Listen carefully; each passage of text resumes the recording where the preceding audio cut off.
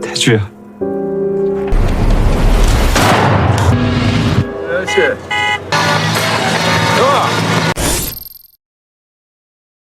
Hai guys, sebelum dimulai subscribe, like, dan komen ya guys, agar channel ini bisa lebih berkembang. Drama ini diperankan oleh Jung Kyung Ho sebagai Taeju, Park Song Woong sebagai Kapten Kang, Go Ah-song sebagai Nayong, Oh Dae-hwan sebagai Yonggi, dan No Jong Hyun sebagai Namsik. Drama ini mengisahkan tentang seorang detektif bernama Taeju. Dia mengalami kecelakaan saat berusaha menangkap tersangka pembunuhan berantai di tahun 2018. Saat dia terbangun, dirinya terjebak di masa yang berbeda, yaitu tahun 88. Bagaimana kelanjutan ceritanya? Langsung aja kita mulai. Drama ini diawali dengan memperlihatkan Taeju bermimpi mengenai masa kecilnya. Dirinya berlari di rel kereta, melihat wanita terluka dan bola baseball yang jatuh. Dia terbangun karena telepon dari ibunya yang memberitahu hari peringatan kematian ayahnya. Taeju berjanji akan datang kemudian menutup teleponnya dan melihat foto masa kecilnya. Taeju adalah detektif ahli forensik yang bekerja untuk kepolisian Metropolitan Seoul.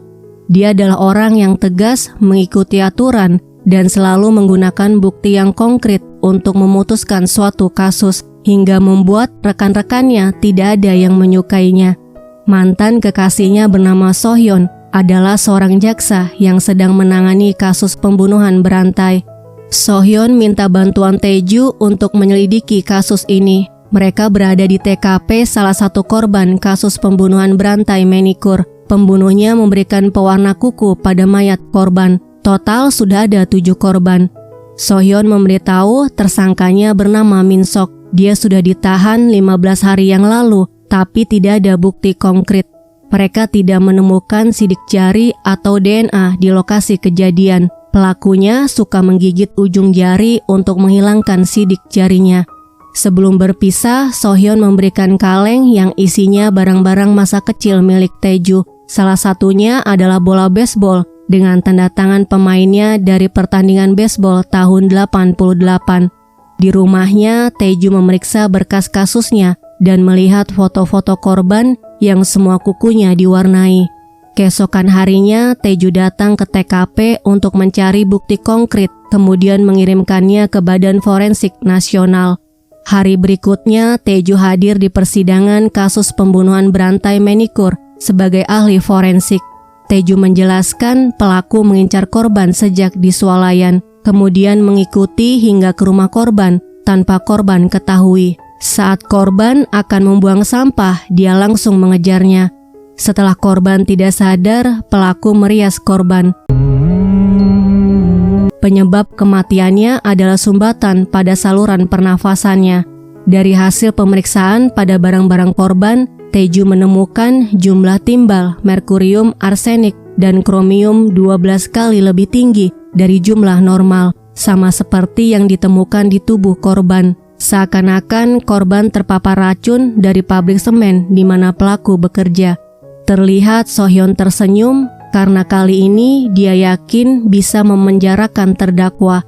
Tiba-tiba Taeju mengatakan dia mencurigai bukti sudah terkontaminasi. Dia menemukan DNA pria lain selain DNA terdakwa. Berdasarkan pemeriksaan, DNA itu milik pria dengan catatan kriminal yang semuanya sudah meninggal. Di luar sidang, Sohyun marah karena Taeju tidak memberitahu bahwa barang bukti terkontaminasi sebelum sidang dimulai. Akhirnya sidang memutuskan terdakwa tidak bersalah karena kurangnya bukti konkret. Sohyun yang marah tidak mau bicara dengan Taeju, walaupun Taeju berusaha untuk membujuknya. Di rumah, Taeju terbangun mendengar ponselnya berdering. Yang menelpon adalah Sohyun. Dia meninggalkan pesan suara. Ketika ditelepon balik, ponselnya mati. Rekan Sohyun memberitahu bahwa Sohyun menghilang. Di TKP, Taeju diberitahu mereka melihat rekaman kamera CCTV. 30 menit sebelum kecelakaan, Min-sok berada di jalan ini. Tae-ju memeriksa mobilnya. Dia menemukan foto mereka dan ID card So-hyun. Lalu dia membuka pesan suara So-hyun. So-hyun memberitahu ada seseorang yang melindungi Min-sok. Terdengar polisi patroli melaporkan Min-sok melewati gerbang tol. Mereka semua langsung menuju ke TKP dan menemukan mobil Min-sok yang terparkir.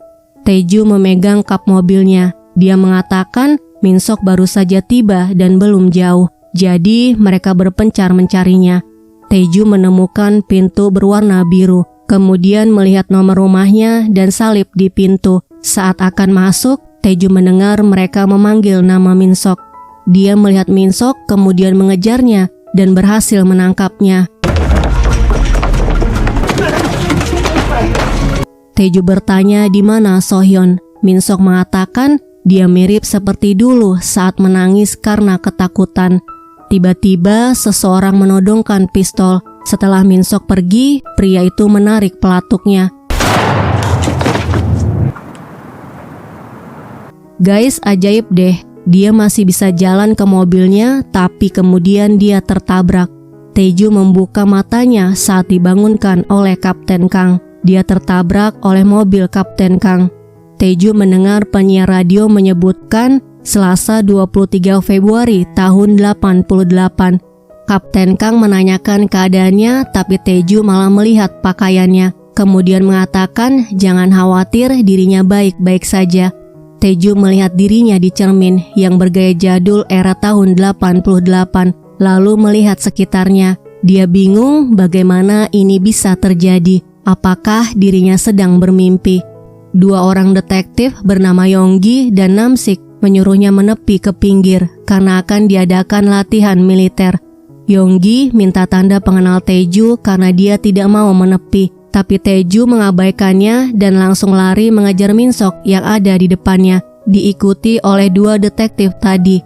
Terjadi aksi pengejaran hingga masuk ke pasar dan pria itu berhasil ditangkap. Namsik memborgol Tae-ju karena dia lari saat ditanya tanda pengenalnya. Tae-ju membuka penutup mulut pria itu yang ternyata bukan Min-sok.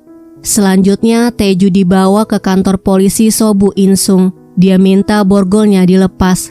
Kapten Kang datang dan langsung menendangnya karena Tae-ju teriak pada polisi. Kemudian bertanya siapa dia. Tae-ju memberitahu bahwa dirinya adalah detektif dari Departemen Forensik Kepolisian Metropolitan Seoul. Tapi Kapten Kang tidak percaya karena tidak ada kepolisian Metropolitan Seoul, apalagi Departemen Forensik.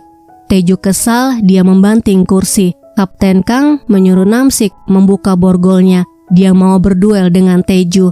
Namsik membuka amplop yang jatuh dari jaket Tae-ju, kemudian menunjukkannya pada Kapten Kang. Kapten baru percaya bahwa Tae-ju polisi setelah melihat surat mutasinya. Kemudian memperkenalkan Yonggi dan Namsik.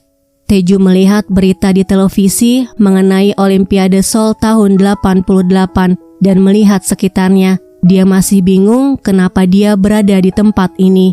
Nayong datang, Kapten Kang memperkenalkan Tae-ju dan Nayong memberinya salam. Tiba-tiba telinganya berdarah dan berdenging. Tae-ju lari keluar dan Nayong menyelamatkannya saat dia akan tertabrak mobil. Tae-ju bertanya apakah benar sekarang tahun 88 dan Nayong membenarkan. Selanjutnya Nayong memberitahu tempat tinggalnya, kemudian memintanya untuk datang ke rumah sakit karena dia tampak pucat dan linglung, mungkin akibat kecelakaan mobil. Pada malam harinya di televisi seorang dokter memanggilnya. Dia memberitahu ada kerusakan parah di otaknya. Dia minta jangan menyerah kemudian pergi karena Tae-ju tidak meresponnya. Tae-ju minta jangan pergi tapi saluran televisinya malah hilang. Keesokan harinya mereka datang ke TKP pembunuhan. Korban bernama Yang Ja. Tae-ju melihat kuku korban sama seperti kasus di tahun 2018, yaitu pembunuhan berantai manikur. Tae-ju memeriksanya kemudian minta Namsik untuk melakukan autopsi karena ini adalah kasus pembunuhan. Kemudian pergi meninggalkan TKP diikuti oleh Kapten Kang. Kapten Kang menarik kerahnya. Dia tidak percaya bahwa ini adalah kasus pembunuhan. Taeju mengatakan jika korban mengakhiri hidup akan ditemukan darah di bagian tubuh lainnya, bukan hanya di kepala. Jasadnya dibuang di sana setelah dibunuh. Selanjutnya mereka datang ke pusat kesehatan yang tampak seperti puskesmas. Taeju mengira autopsi dilakukan oleh Badan Forensik Nasional. Dr. Park memberitahu retakan di tengkoraknya disebabkan oleh pukulan benda seperti palu. Pada malam harinya mereka datang ke TKP. Nayong bertanya mengenai noda darah di pintu. Taeju menjelaskan setelah membunuh, pelaku mendudukkan korban dan menyandarkannya ke pintu. Nayong menduga pelaku adalah orang yang pemalu dan defensif, bukan membunuh karena emosi, karena tidak ditemukan luka di wajah korban. Setelah itu, Nayong memberikan surat laporan orang hilang atas nama Okju dengan ciri-ciri memiliki tai lalat di bawah hidung. Orang tuanya tidak tahu Okju bekerja di kafe mana. Di kantor, mereka menghubungi semua kafe. Namsik menemukannya. Okju tidak kembali setelah mengantarkan pesanan ke penginapan Dongsong, kamar 306. Tiba di penginapan, Taeju langsung memeriksa kamarnya. Yonggi melaporkan yang menginap di kamar ini pemuda berusia 20-an. Tapi wajahnya tidak terlihat karena terhalang topi dan nama yang dia daftarkan di penginapan palsu. Taeju melihat tumpahan gula di lantai, kemudian dia mencampurkan sabun dengan air dan menumpahkannya ke lantai. Muncul jejak sepatu di lantai, membuat mereka bertiga terkejut. Kapten Kang mengatakan pelakunya adalah tentara karena ini adalah bentuk sepatu tempur. Keesokan harinya, Kapten Kang mengumpulkan kepala RT di area itu. Kapten Kang bertanya apakah ada salah satu warga yang baru pindah. Dengan ciri-ciri pria berusia 20-an, perawakan kurus, berambut cepak, memakai topi, dan selalu memakai sepatu tempur. Seorang nenek memberitahu ada pria lajang yang tinggal di belakang rumah dengan pohon kesemak. Dia tidak pernah menyapa dan selalu mengenakan topi. Pria yang lainnya memberitahu pemuda itu dibebaskan dari tugas militer dan pindah dari Seoul. Dia datang ke tokonya dan membeli film untuk kameranya. Mereka langsung datang ke rumah itu dan menemukan ruangan penuh dengan foto wanita. Salah satunya adalah foto Yang Ja. Kapten Kang menemukan pakaian pelaku dengan bubuk briket yang menempel. Dia mengatakan ada pabrik briket berjarak 30 menit dari tempat ini.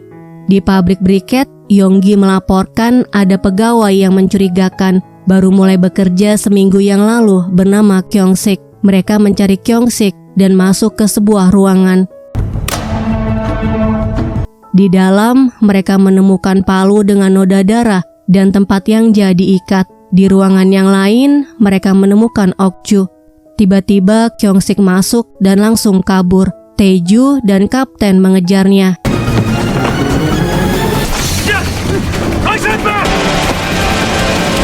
Dia tertangkap setelah terkepung.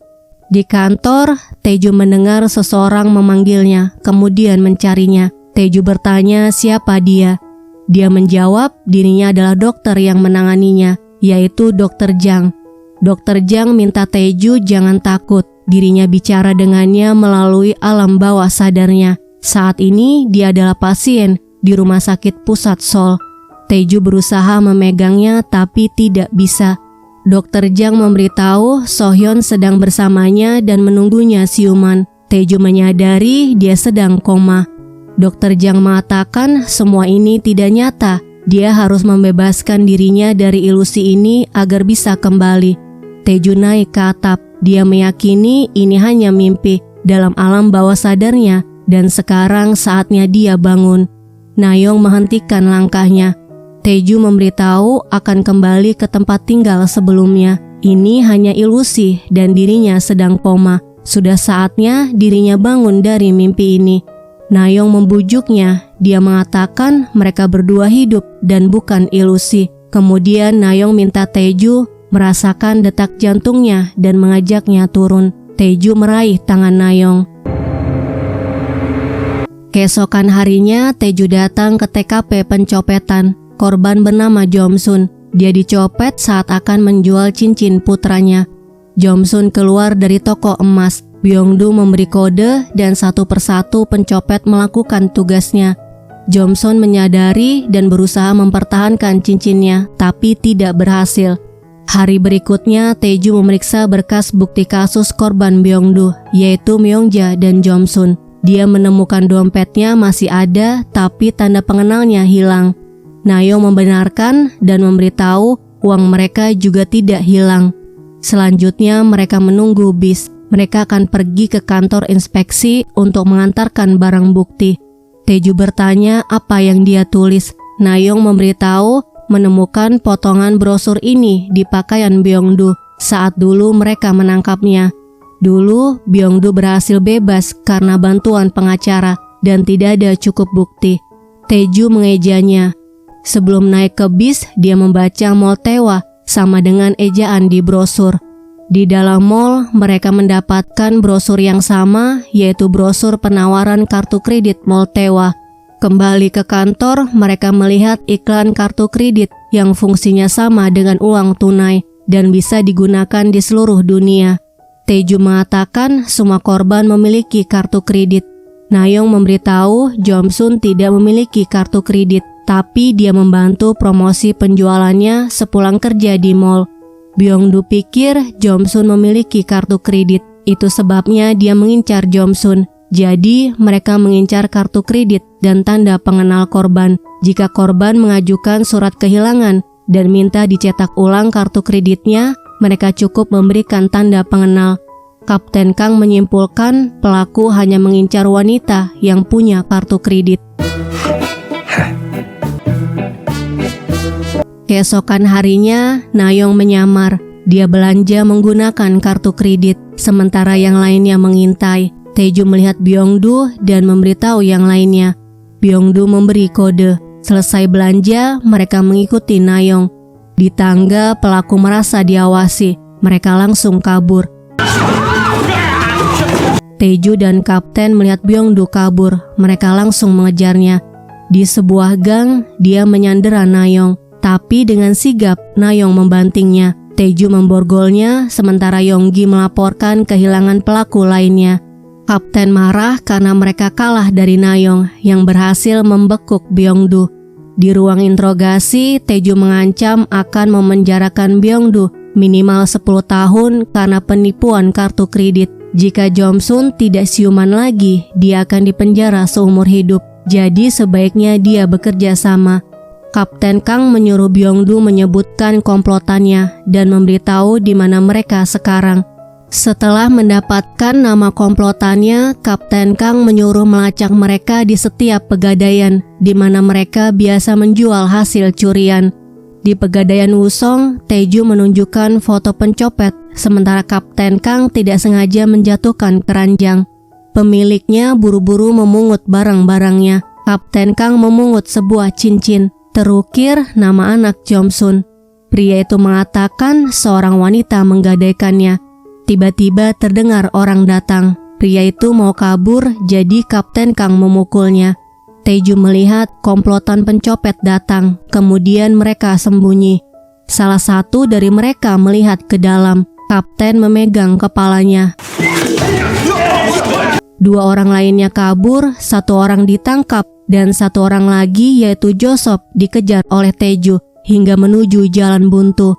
Dia mengeluarkan senjata dan mereka berkelahi hingga kapten datang melumpuhkannya. Pada malam harinya, Nayeong mengajak Taeju ke studio foto. Mereka harus mencetak foto pelaku pencopetan dan bukti investigasi. Taeju menemukan foto keluarganya. Ayahnya bernama Chung Ho. Dia teringat ketika ayahnya memanggilnya, kemudian mereka foto bersama. Keesokan harinya mereka mengerjakan kasus baru. Korbannya kepala desa bernama Chan Kyu. Taeju mencium bau mulutnya, kemudian memberitahu dia meninggal karena sianida. Namsik memanggil mereka, menunjukkan TKP yang lain tempat Chan Kyu minum. Taeju memeriksa botolnya dan mencium bau sianida. Tidak jauh dari tempat itu, Taeju melihat syal merah. Selanjutnya, Taeju menginterogasi pelaku yang mengaku membunuh Chan Kyu. Pelaku bernama Suni. Dia memiliki seorang putri bernama Yongju, tapi tidak ada yang tahu siapa ayah putrinya. Suni dan putrinya hidup dengan berburu burung pegar dengan sianida. Kapten Kang bertanya apakah syal ini adalah miliknya dan apakah dia datang ke TKP untuk berburu burung pegar menggunakan sianida. Suni membenarkan dia mengaku membunuh kepala desa. Kapten Kang menyudahi interogasinya, kemudian dia mengadakan konferensi pers. Kapten mengatakan pelaku pembunuh kepala desa adalah Suni. Alasannya membunuh karena marah, diminta untuk melunasi hutang senilai $200. Mereka kemudian melakukan rekonstruksi. Suni memasukkan 2 sendok sianida ke dalam botol. Selama rekonstruksi, Teju mencocokkan waktunya. Saat Suni akan dibawa ke mobil, ada seorang wanita yang menyerangnya dan menyiramnya dengan kotoran. Putri Suni teriak, dia bilang ibunya tidak jahat. Yongju terus menangis melihat ibunya dibawa pergi. Selanjutnya, Namsik memberikan hasil tes DNA di botol minuman. 99% cocok dengan sidik jari Suni dan darah yang ditemukan di TKP adalah golongan darah B, sama dengan golongan darah Suni.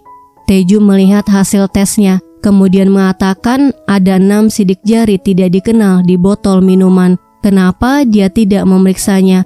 Menurut Kapten tidak perlu karena sudah ditemukan sidik jari pelaku yang cocok. Teju mengajak Kapten ke TKP Chankyu dibunuh. Lalu dia memberitahu butuh waktu 10 menit dari tempat Chankyu minum sampai ke TKP dia meninggal. Jika Suni memasukkan 2 sendok sianida, korban bisa mati dalam 2 menit. Apakah Chankyu sanggup berjalan dari tempat dia minum hingga ke sini? Motif Suni untuk membunuh sangat lemah. Kenapa dia mau membunuh demi hutang $200? Teju yakin Suni menyembunyikan sesuatu. Selanjutnya mereka datang ke rumah Suni untuk mencari barang bukti lagi. Nayong menemukan foto Yongju memakai syal yang ada di TKP. Yongju tiba-tiba mengambil fotonya, kemudian lari dan diikuti oleh mereka. Dia masuk ke rumah kepala desa. Istri kepala desa sedang sakit keras. Putrinya bernama Sonja. Dia bertanya kenapa mereka datang. Nayong mengatakan ingin mengajukan beberapa pertanyaan pada Yongju.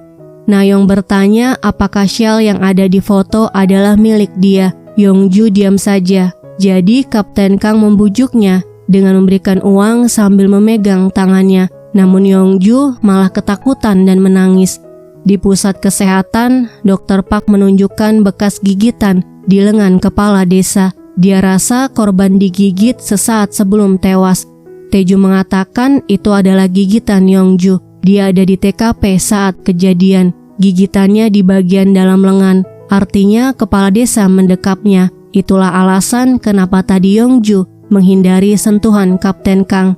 Mereka membawa Yongju untuk diperiksa oleh Dr. Park. Setelah Yongju pergi, Dr. Park mengangguk. Teju bertanya pada Suni apakah dia tahu perbuatan Chankyu pada putrinya. Kapten Kang bertanya apakah dia membunuhnya karena alasan itu. Suni menjawab kepala desa menyakiti putrinya hingga menangis. Di ruangan Kapten Kang, Teju mengatakan mustahil Suni pelakunya, tapi Kapten Kang tidak mau mendengar. Dia menyuruh mereka menyerahkan Suni ke kejaksaan besok. Keesokan harinya saat Suni akan dibawa, Yongju berusaha menghentikannya. Teju minta izin untuk menginterogasi Suni sekali lagi. Yongju mengatakan ibunya tidak membunuhnya. Bibinya yang menyuruhnya mengantar minuman itu, dan bibinya mengancam dirinya tidak akan bertemu dengan ibunya lagi jika melapor. Suni menjelaskan kejadian yang sebenarnya. Kepala desa menyakiti Yongju, kemudian memberikan uang dan minta maaf, walaupun Yongju menolaknya dan menangis. Di hari kejadian, dia ingin menemui kepala desa untuk mengembalikan uangnya. Dia mendengar teriakan Yongju dan melihat kepala desa mau menyakiti Yongju lagi. Kepala desa memukulnya, kemudian mengejar Yongju yang lari. Suni menyerang kepala desa, kemudian mengajak Yongju lari. Saat mereka jatuh, tiba-tiba kepala desa tewas di hadapan mereka. Teju mengatakan Suni memberikan keterangan palsu karena mengira putrinya yang membunuh kepala desa. Yongju bungkam untuk melindungi ibunya. Kapten Kang bertanya siapa yang dia sebut bibi. Nayong mengatakan apakah mungkin Sonja putri Chankyu kepala desa. Mereka menggeledah rumah kepala desa tapi tidak menemukan Sonja. Bibi Sonja memberitahu dia membawa ibunya kembali ke rumahnya. Mereka datang ke rumah Sonja tapi tutup, jadi mereka memutuskan masuk lewat jendela. Taeju menemukan sianida dan tampaknya rumahnya sudah lama tidak ditinggali. Saat lemari dibuka, ditemukan jasad di dalamnya. Yonggi mengatakan mereka menutup tokonya setelah suaminya lumpuh dan sulit bergerak. Tetangganya mengira mereka sedang berlibur di desa. Dokter Park memberitahu ditemukan zat pemutih pakaian di dalam tubuhnya. Namun bukan itu penyebab dia meninggal. Dia meninggal karena gagal jantung akibat komplikasi pernafasan dan kekurangan gizi. Di kantor mereka meeting mengenai Sonja. Sonja adalah guru TK, dia berhenti bekerja setelah menikah 2 tahun lalu. Suaminya memiliki hutang $30.000 dan bisnis miliknya sudah disita. Sonja menarik asuransi kecelakaan suaminya selama setahun terakhir. Dia juga punya 4 polis asuransi jiwa atas nama suaminya. Sonja mencekoki suaminya dengan pemutih pakaian dalam waktu yang lama, tapi jumlahnya tidak sampai menimbulkan kematian. Alasannya dia membawa ibunya karena ibunya menghalanginya untuk mendapatkan warisan. Nayong memberitahu dia membeli mobil 3 bulan yang lalu atas nama Kwangsu. Kwangsu adalah agen asuransi yang mengurus polis asuransi Sonja. Mereka datang ke perusahaan asuransi dan langsung menginterogasi Kwangsu di toilet. Kapten memaksanya untuk mengaku bahwa dia menguras uang Sonja. Kwangsu mengatakan Sonja mencintainya, jadi dia membelikannya mobil dan pakaian. Taeju bertanya di mana Sonja. Kwangsu menjawab tidak tahu, sepertinya dia akan pergi jauh. Kapten menduga Sonja bersembunyi di kebun buah milik ayahnya. Sonja ditangkap saat akan memberikan ibunya bubur yang sudah dikasih pemutih pakaian. Selanjutnya, Taeju tidur dan bermimpi lagi mengenai masa kecilnya yang lari di rel kereta. Melihat wanita terluka, wajah pria yang tiba-tiba muncul, tapi wajahnya tidak jelas dan bola baseball jatuh. Kapten Kang menggedor pintunya. Taeju bangun dengan kepala pusing dan terdengar perawat mengatakan tekanan darahnya terlalu tinggi dan kondisinya tidak stabil. Kemudian menyuruh memanggil dokter Jang. Tiba-tiba dia jatuh di hadapan Kapten Kang. Kapten Kang mencium karbon monoksida dari briket penghangat ruangan. Dia langsung membawanya keluar dan memberinya sup rumput laut. Kemudian membawanya ke pusat kesehatan. Dokter Park mengatakan tidak menemukan gejala keracunan dan keadaannya sudah membaik berkat pertolongan pertama Kapten Kang. Di depan pusat kesehatan, Kapten Kang bertanya apakah Taeju punya keluarga. Dia harus menghubungi mereka jika tiba-tiba Taeju mati. Taeju memberitahu dia punya ibu dan ayahnya meninggal saat dirinya masih kecil karena kecelakaan saat bekerja di luar negeri. Selanjutnya mereka datang ke salon kecantikan. Kasus kali ini adalah pencurian. Taeju baru menyadari salon ini adalah salon ibunya. Tahun 88 mereka tinggal di sini. Di dalam, Taeju teringat ketika bermain dengan ayahnya dan saat ibunya memotong rambutnya. Ibunya masuk, kemudian kapten memberitahu bahwa mereka adalah polisi. Ibunya mengatakan yang melapor adalah adik iparnya, yaitu Malsuk. Taeju bertanya apakah dia sedang sakit. Malsuk menjawab dia sedang sakit flu. Kemudian dia menceritakan pencurinya masuk saat dia tidur, tapi tidak ada yang dicuri. Pria itu malah merapikan pakaiannya dan kosmetiknya. Setelah minum obat, dia tidur. Lalu dia melihat pria itu berada di sana. Dia teriak dan pria itu kabur. Selain itu, teleponnya sering berdering saat dia pulang kerja. Tapi saat diangkat, dia diam saja dan menutup teleponnya. Mereka kemudian naik ke atap dan melihat noda darah di pecahan botol. Pelakunya masuk dengan memanjat dinding. Sebelum pergi, ibunya mengucapkan terima kasih dan bertanya siapa namanya. Taeju menyebutkan namanya. ibunya tampak terkejut karena namanya sama dengan nama putranya. Di kantor, Nayong memberitahu ada laporan serupa dengan kasus Malsuk 4 bulan yang lalu. Korbannya bernama Juyong. Rumahnya dimasuki penyusup, tapi tidak ada yang dicuri. Selanjutnya mereka datang ke rumah Juyong. Juyong menceritakan saat dia tinggal sendiri di rumah kontrakannya, teleponnya berdering terus setiap dia pulang kerja. 여보세요? Setelah menutup telepon, dia melihat pakaiannya terlipat rapih. Juyong pikir ibunya datang, tapi ternyata bukan dia. Suatu hari dia cuti karena sakit. Saat dia tidur, seseorang menarik selimutnya. Dia terus memejamkan matanya karena takut dibunuh. Saat pria itu memegang tangannya, dia membuka matanya dan pria itu mencekiknya. Taeju menjelaskan dia adalah penguntit. Setelah Juyong pindah ke rumah ibunya, dia mengincar Malsuk. Tujuan pelaku menelpon adalah untuk memeriksa keberadaan korban.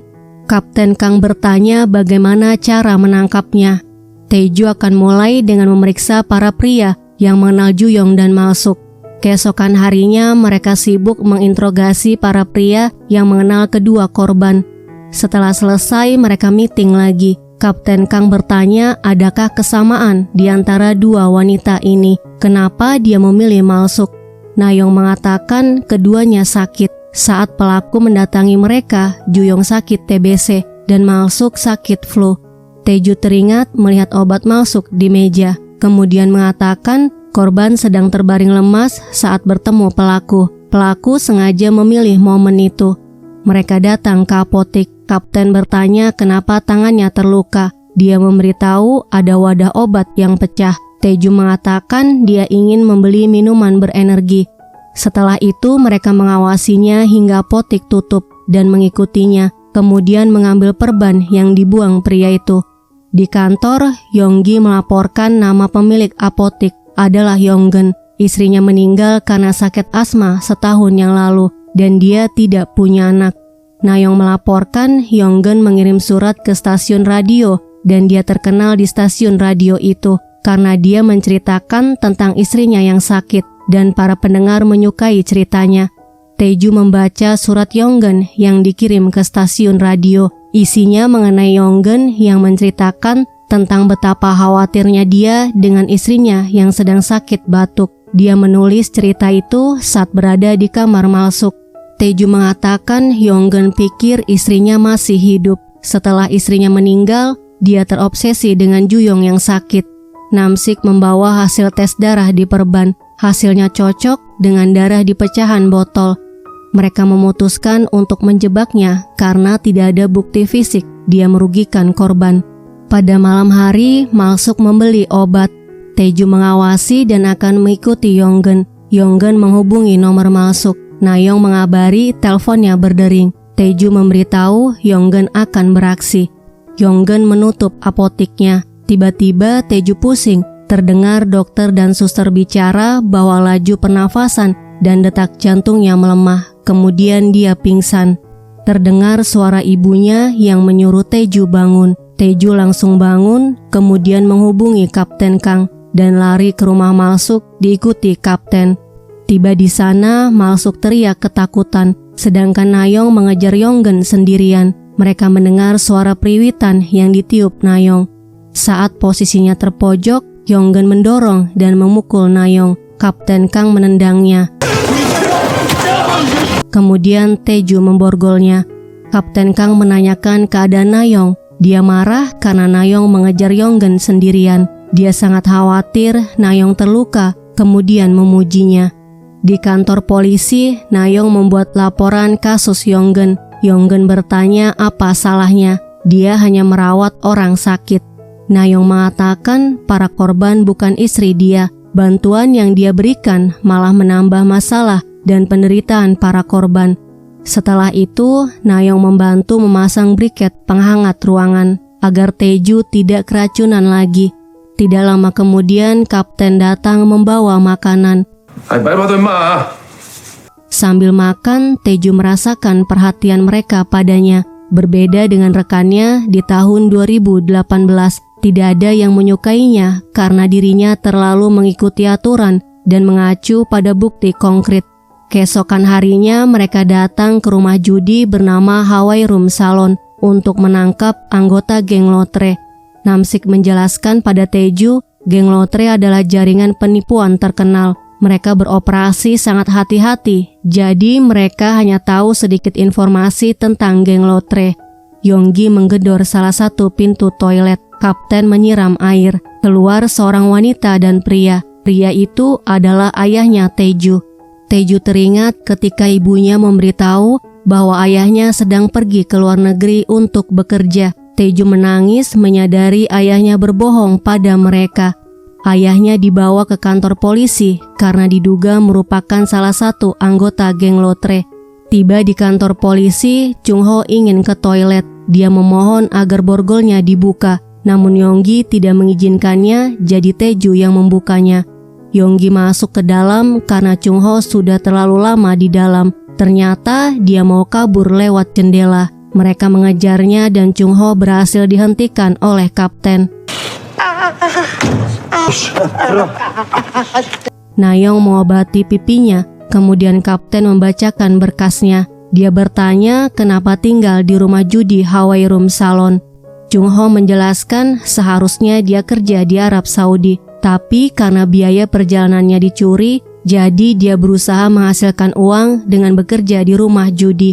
Tugasnya mengantarkan rokok dan mengosongkan asbak. Dia tidak tahu siapa itu geng lotre. Tadi dia kabur karena tidak ingin istri dan putranya tahu.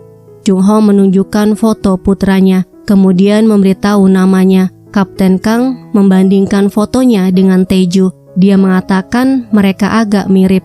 Chung Ho terkejut, detektif di hadapannya namanya sama dengan nama putranya. Setelah mengisi keterangan tertulis, Chung Ho dibebaskan. Kapten Kang menyuruh mengikuti Chung Ho dan memastikan rumah dan alamatnya. Teju menawarkan diri mengantarkan Chung Ho. Sebelum kembali ke rumah, Chung Ho mengajak Teju ke tempat pemandian. Teju teringat ketika ayahnya menggosok punggungnya. Kemudian mereka minum susu pisang bersama. Setelah itu, mereka pergi ke Hawaii Room Salon untuk mengambil barang-barangnya. Teju melihat Chung Ho memasukkan permen ke kantongnya, kemudian mengambil potongan buah untuk istri dan putranya. Teju melarangnya membawa buah itu. Dia membelikan buah yang baru untuknya. Tiba di salon, Malsuk menariknya ke dalam. Dia sudah tahu kakaknya berbohong mengenai kepergiannya ke Arab Saudi. Teju kecil datang. Chung Ho langsung menggendongnya dan menyapa istrinya. Ibunya menyapa Teju. Chung Ho terkejut, mereka sudah saling mengenal. Setelah itu, mereka makan bersama. Teju melihat Chung Ho menyuapi Teju kecil dengan penuh kasih sayang. Malsuk bertanya kenapa Chung Ho pulang dengan detektif. Chung Ho mengaku membantu detektif dalam investigasi rahasia. Teju membenarkan agar keluarganya tidak khawatir. Keesokan harinya mereka datang ke TKP. Korban bernama Jung Nam. Teju mengambil jam tangan di dekat korban. Kapten menyuruh memeriksa alamat korban yang ada di tanda pengenalnya. Kemudian kapten menemukan 2 tiket pertandingan baseball. Namsik mengatakan tiket ini sangat sulit didapatkan. Setelah dilakukan pemeriksaan, Dr. Park memberitahu penyebab kematiannya karena serangan jantung. Dia pasti pemabuk berat karena hati, pembuluh darah, dan jantungnya rusak. Di kantor, Yonggi melaporkan tidak ada siapa-siapa di rumahnya. Dulu Jung Nam tinggal dengan istri dan putranya, tapi mereka bercerai tahun lalu karena dia bertingkah buruk jika mabuk. Nayong melaporkan Jung Nam terlibat 7 kasus kerusakan properti dan 3 kasus kekerasan. Setelah itu, Nayong memeriksa tiketnya. Dia menghubungi agen penjualan tiket, kemudian melaporkan pada kapten bahwa penjualan tiketnya belum dimulai dan tiket belum tersedia, jadi tidak bisa dipesan. Selanjutnya mereka menangkap calo tiket. Mereka memeriksanya tapi tidak menemukan tiket pertandingan baseball Haiti versus Samsung. Calo itu mengatakan ada yang membeli semua tiket itu. Para pemborong itu membeli 3.000 tiket senilai $50.000. Taeju memperlihatkan foto Jungnam. Calo itu mengatakan dia adalah salah satu pemborongnya. Taeju bertanya bagaimana cara mendapatkan tiketnya. Calo itu memberitahu dari seorang PNS. Dia punya koneksi ke perusahaan penjualan tiket. Mereka menyamar sebagai pembeli tiket. Si calo mempertemukan Taeju dengan si PNS. Taeju mengatakan dia ingin membeli 1000 tiket, tapi si PNS pura-pura tidak bisa memberikan dalam jumlah itu. Nayong masuk menyamar sebagai wanita penghibur. Taeju keluar untuk memberitahu si PNS tidak mau buka mulut. Tiba-tiba terdengar keributan. Si PNS memukul Nayong dan Nayong membantingnya. Si PNS memakai jam yang sama dengan yang ditemukan di TKP. Dia memberitahu mendapatkan jamnya dari Yongsik. Dia melihat Yongsik berkelahi dengan Jungnam. Mereka cekcok karena Jungnam berniat berhenti dari pekerjaan ini. Yongsik biasa menjual tiket saat tiket di loket habis. Pada hari pertandingan, mereka bersiaga di sekitar stadion. Terlihat Yongsik datang. Dia menunggu di mobil, sedangkan yang lainnya menjual tiket. Yongsik sadar sedang diawasi. Dia teriak menyuruh yang lainnya kabur. Taeju mengejar Yongsik. Dia gagal menangkapnya karena Yongsik naik sepeda. Kapten menyuruh Taeju naik dan mereka berhasil menangkapnya. Taeju mengatakan dia ditahan atas pembunuhan Jungnam. Kembali ke stadion, Taeju melihat Jungho menggendong putranya. Jungho mengejar bis yang berisi pemain baseball Haiti. Setelah bergelayutan di bis, Jungho berhasil mendapatkan tanda tangan Sun Dong-yeol dan memberikannya pada putranya. Bolanya jatuh ke kaki Taeju. Saat memegangnya, Taeju teringat wanita yang terluka dan melihat wajah pria yang samar itu adalah wajah ayahnya. Pada malam harinya mereka minum bersama. Dalam perjalanan pulang, mereka melihat bayangan di jendela pasangan yang sedang bercumbu. Di dalam kamar itu, wanita itu dibunuh. Kemudian pembunuhnya merias wajahnya dan memberi pewarna pada kukunya. Keesokan harinya, Nayong melaporkan satu keluarga disandera. Pelaku akan membunuh satu orang pukul 14. Tiba di TKP, Nayong menjelaskan ada 2 orang sandera, yaitu ibu dan putrinya, sedangkan suaminya sedang dinas keluar kota. Pelaku adalah buronan yang kabur dari penjara. Kapten yang baru saja tiba bertanya apa tuntutan mereka. Nayong menjawab pelaku minta truk untuk pergi ke pelabuhan, kapal di pelabuhan, dan dokter. Salah satu pelaku bernama Kang Heon membuka jendela. Dia minta mereka menyiapkan truk dan memanggil dokter. Kapten minta sandera dibebaskan lebih dulu, tapi Kang Heon tidak mau. Dia menembak Gucci di dekat kapten. Selanjutnya, Nayong menyamar menjadi perawat. Kang Heon membuka pintunya. Taeju menemaninya masuk. Kang Heon bertanya kenapa mengirim perawat. Taeju menjawab, dokter butuh waktu lama untuk datang ke sini. Dia akan memberikan pertolongan pertama. Setelah Nayong di dalam 10 menit, pasukan khusus yang dipimpin Kepala Kim datang. Kepala Kim mengatakan dia akan mengambil alih kasus ini. Jenderal yang memerintahkannya. Taeju memberitahu Nayong di dalam. Keselamatan Nayong dan sandera bisa terancam jika mereka memaksa masuk. Kepala Kim memerintahkan pasukannya masuk. Kang Heon menyuruh mereka mundur atau wanita ini akan mati. Kepala Kim mengatakan jika dia menembak polisi itu, dia akan ditembak di tempat. Kang Heon semakin marah mengetahui Nayong adalah polisi. Kapten memutuskan menyusup masuk dengan Taeju, tapi sial mereka langsung tertangkap dan dimasukkan ke satu ruangan. Mereka berusaha berdiri dan mengambil jepit rambut Nayong untuk membuka borgol.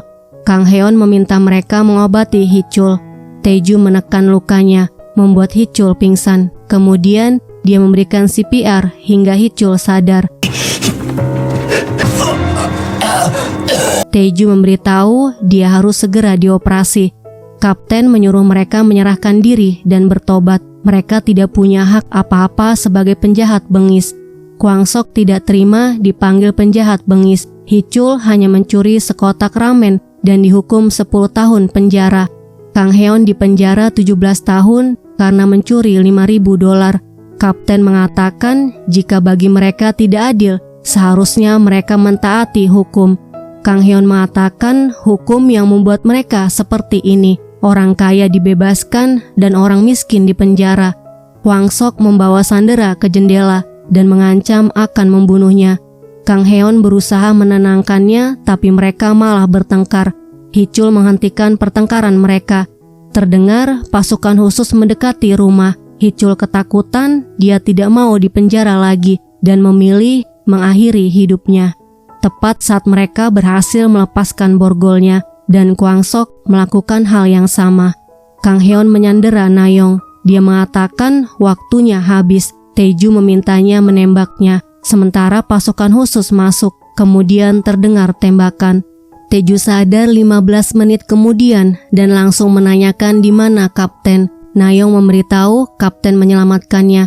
Tae-ju buru-buru keluar. Dia melihat pelaku tewas dan terluka. Kemudian dia melihat Yonggi menangis dan Kapten Kang terbaring.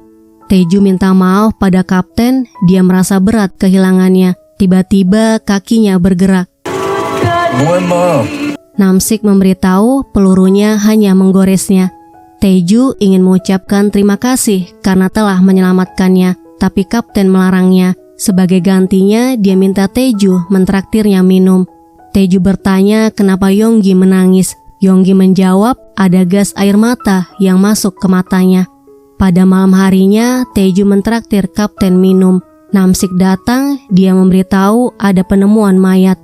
Mereka tiba di penginapan Dongjin. Yonggi memberitahu korban bernama Yongsuk. Dia adalah wanita yang bersembunyi bersama Chung-ho di toilet saat mereka menyelidiki geng lotre.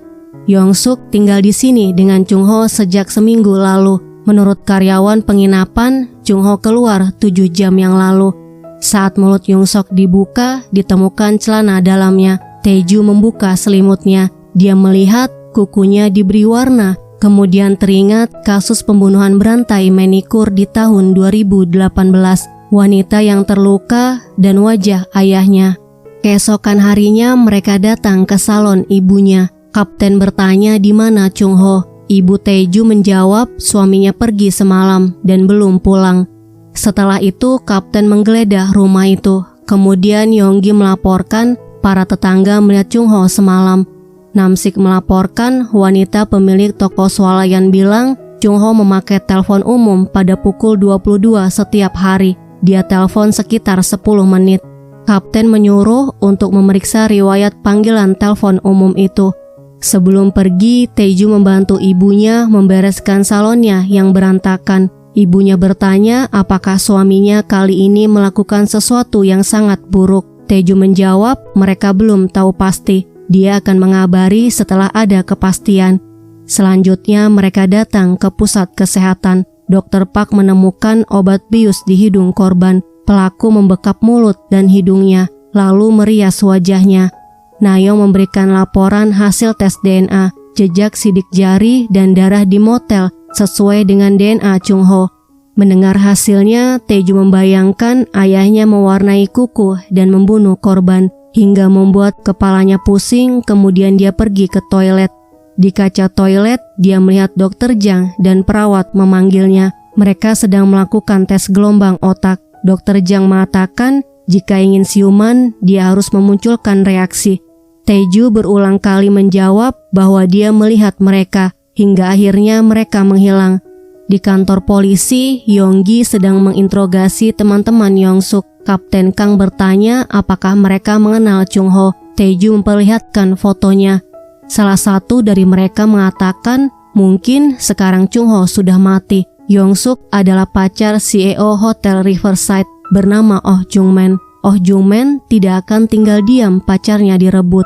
Setelah itu, Na-yong melaporkan riwayat panggilan telepon umum di dekat rumah Chung-ho. Ada 12 panggilan ke penginapan Dongjin, tempat Yongsuk tewas, 2 panggilan ke toko alat tulis Taeyong, dan 2 panggilan ke kafe Bima Sakti.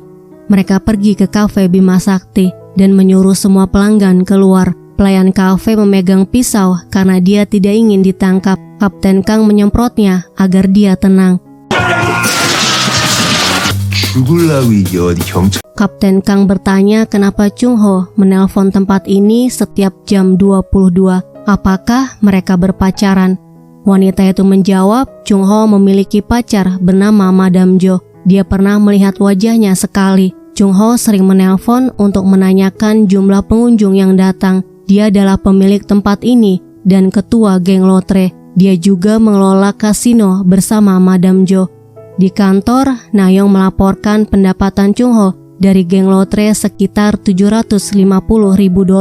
Yonggi bertanya di mana dia menyimpan uangnya. Pelayan kafe itu menjawab, hanya Chung Ho dan Madam Jo yang tahu. Pada malam harinya, Tae-ju mengajak Na Yong ke toko alat tulis yang dihubungi Chung Ho. Mereka melihat Chung Ho datang ke toko. Dia membeli satu-satunya yang tersisa, tajo bergambar Sun Dong-yeol untuk putranya.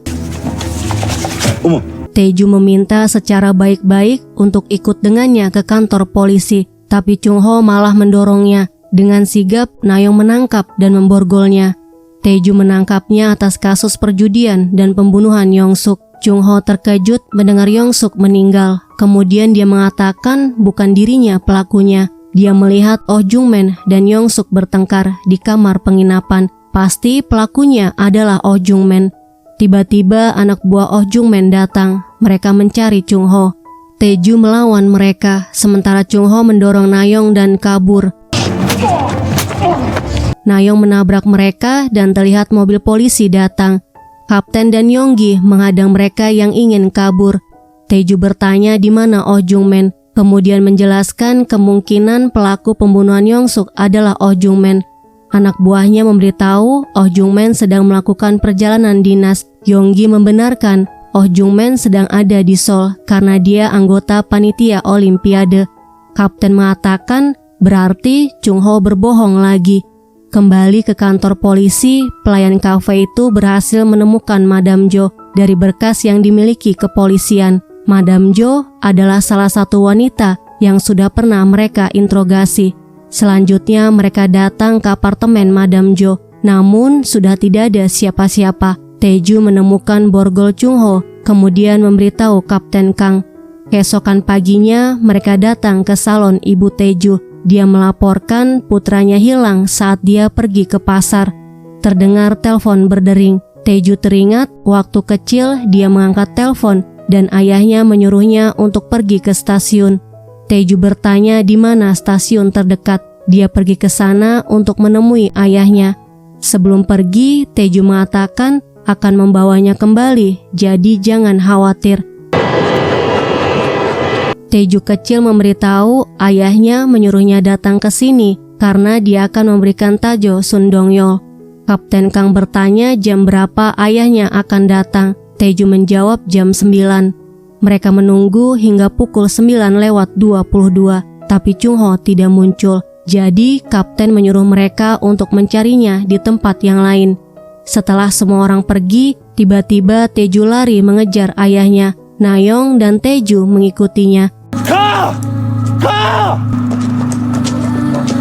Tiba-tiba muncul ingatan masa lalu Tae-ju, membuatnya pusing. Dia menduga wanita yang terluka itu adalah Na Yong. Dia mencari mereka yang sudah lari lebih dulu, hingga tiba di sebuah pabrik terbengkalai dan melihat ayahnya memukul seorang wanita. Kemudian ayahnya melihat ke sebuah lubang yang ternyata ada Tae-ju kecil. Chung Ho mengambil uangnya kemudian kabur. Tae-ju melihat wajah wanita itu yang ternyata Madam Jo. Kemudian dia lari mengejar ayahnya. Tae-ju menyuruh ayahnya berhenti. Chung Ho bertanya kenapa terus mengikutinya. Dia membuatnya sangat jengkel. Tae-ju mengatakan sekarang dia tahu kenapa dirinya ada di sini, yaitu karena dia yang kenangannya telah terhapus dalam ingatannya. Chung Ho memohon agar Tae-ju pura-pura tidak melihatnya dan menawarkan sejumlah uang, namun Tae-ju menolaknya. Dia mengatakan putra dan istrinya tidak membutuhkan uang itu. Mereka akan bahagia hanya dengan keberadaannya di sisi mereka. Tae-ju memborgolnya, Chung Ho memukulnya, menendangnya dan membuka borgolnya kemudian kabur.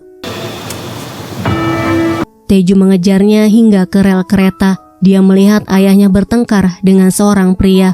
Ayahnya mengatakan pria itu telah membunuh Yong-suk. Pria itu mengeluarkan senjata, kemudian menembak Chung-ho di hadapan Tae-ju.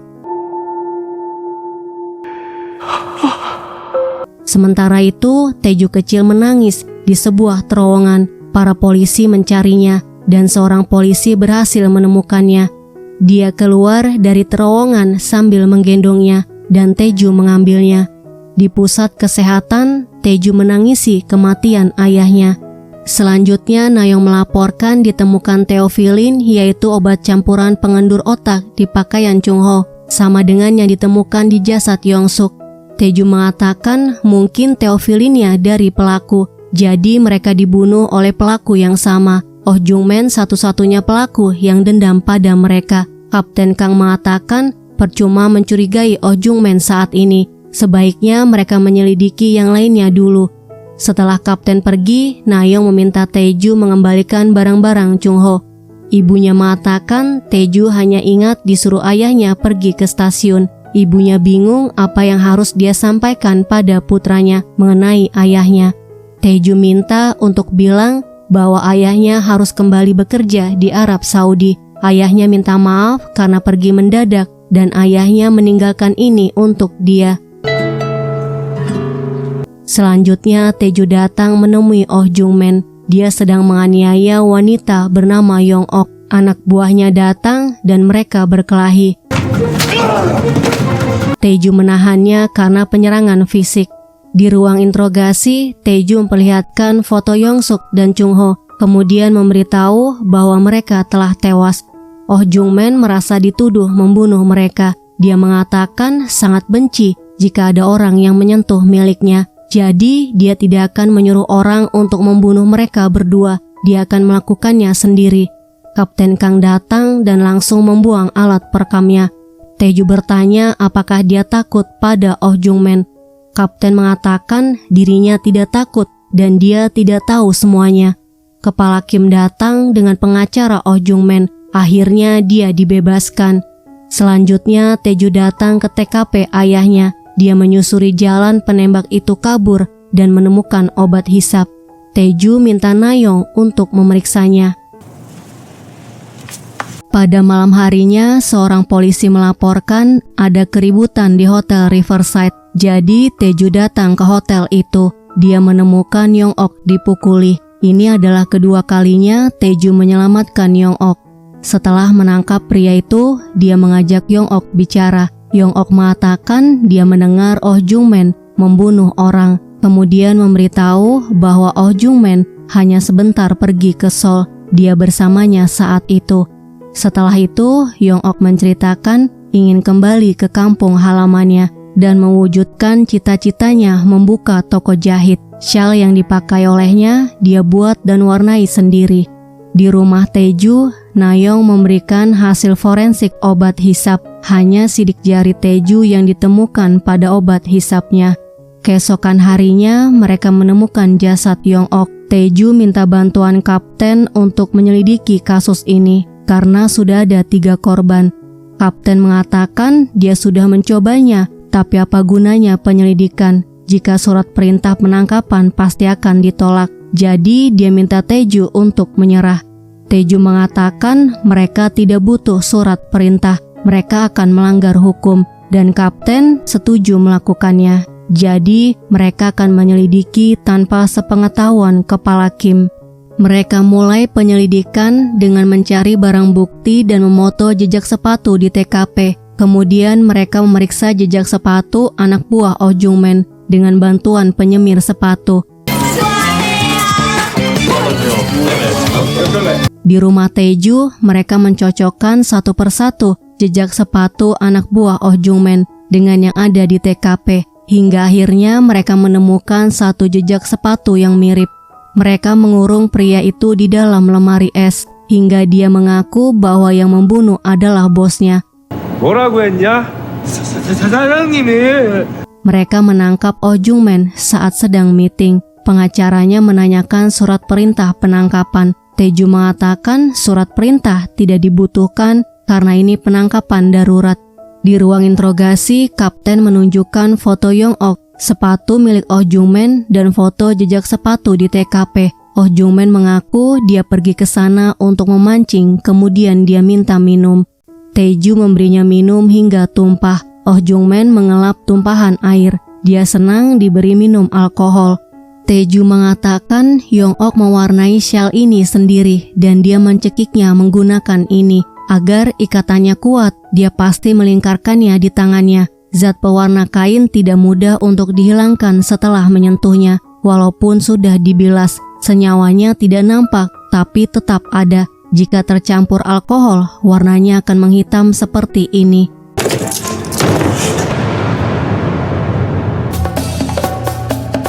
Akhirnya mereka berhasil menahan Oh Jungman.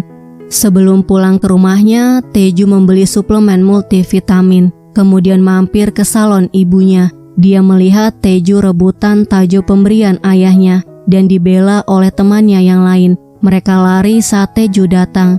Setelah itu, mereka makan es krim, kemudian temannya pamit pulang. Tae-ju memanggil temannya, yaitu Min-sok. Dia mengucapkan sampai jumpa lagi. Tae-ju teringat Min-sok pelaku pembunuhan manikur di tahun 2018. Tae-ju bertanya apakah dia tahu di mana rumahnya. Sayangnya Tae-ju kecil tidak tahu. Terlihat Min-sok memeluk seorang pria yang sedang memakai obat hisap. Keesokan harinya mereka datang ke TKP pembunuhan Bokre. Tae-ju dan Kapten melihat anting dan perhiasan lainnya menghilang. Setelah itu mereka datang ke rumah Bokre. Kapten menemukan pembukuan peminjaman uang. Bokre memberikan banyak pinjaman pada orang-orang. Nayeong mengatakan Bokre memakai anting-anting yang sama di semua foto, tapi hanya ada foto Bokre di album ini. Di kamar mandi, Kapten menemukan foto yang dibakar. Saat keluar, Kapten kejedot lalu menginjak colokan. Dia melempar colokannya dan menemukan foto keluarga mereka. Di foto terlihat Min-sok adalah putra mereka. Setelah mengumpulkan barang bukti, Namsik melaporkan suami Bokre bernama Hyung-gu yang bekerja di kapal nelayan. 3 bulan lalu mereka bertengkar hebat dan bercerai. Bokre dikenal pemarah oleh tetangganya dan tetangganya menduga putranya bernama Min-sok dibawa oleh Hyung-gu. Selanjutnya Tae-ju datang ke sekolah Min-sok. Gurunya memberitahu Min-sok izin tidak sekolah dalam waktu panjang karena sakit. Setelah itu, Tae-ju menemui Hyung-gu yang baru saja kembali berlayar dari luar negeri. Tae-ju bertanya di mana Min-sok sekarang. Hyung-gu menjawab tidak tahu, kemudian memberitahu bahwa Min-sok bukan putra kandungnya. Mereka mengadopsinya untuk memperoleh subsidi dari pemerintah. Di pusat kesehatan, Dr. Park mengatakan korban dipukuli menggunakan benda seperti tongkat baseball. Mereka kembali ke TKP. Di foto tampak kaki kanannya jauh lebih bersih daripada kaki kirinya karena kaki kanan Bokre patah akibat pukulan. Saat itu mungkin sepatunya terlepas dan dia berusaha lari dari pelaku. Malam itu pelaku tiba-tiba muncul di hadapan Bokre. Dia memukul wajah dan kakinya. Pelaku tidak langsung membunuhnya. Dia malah mengikuti korban yang perlahan berusaha lari. Nayeong mengatakan pelaku sangat keji. Biasanya motifnya dipicu karena kemarahan atau dendam. Tae-ju memastikan bahwa ini bukan kasus perampokan tapi pembunuhan. Malam itu pelaku memukuli korban hingga tewas. Setelah itu mereka mencari bukti lagi dan Tae-ju menemukan lencana Semol di TKP.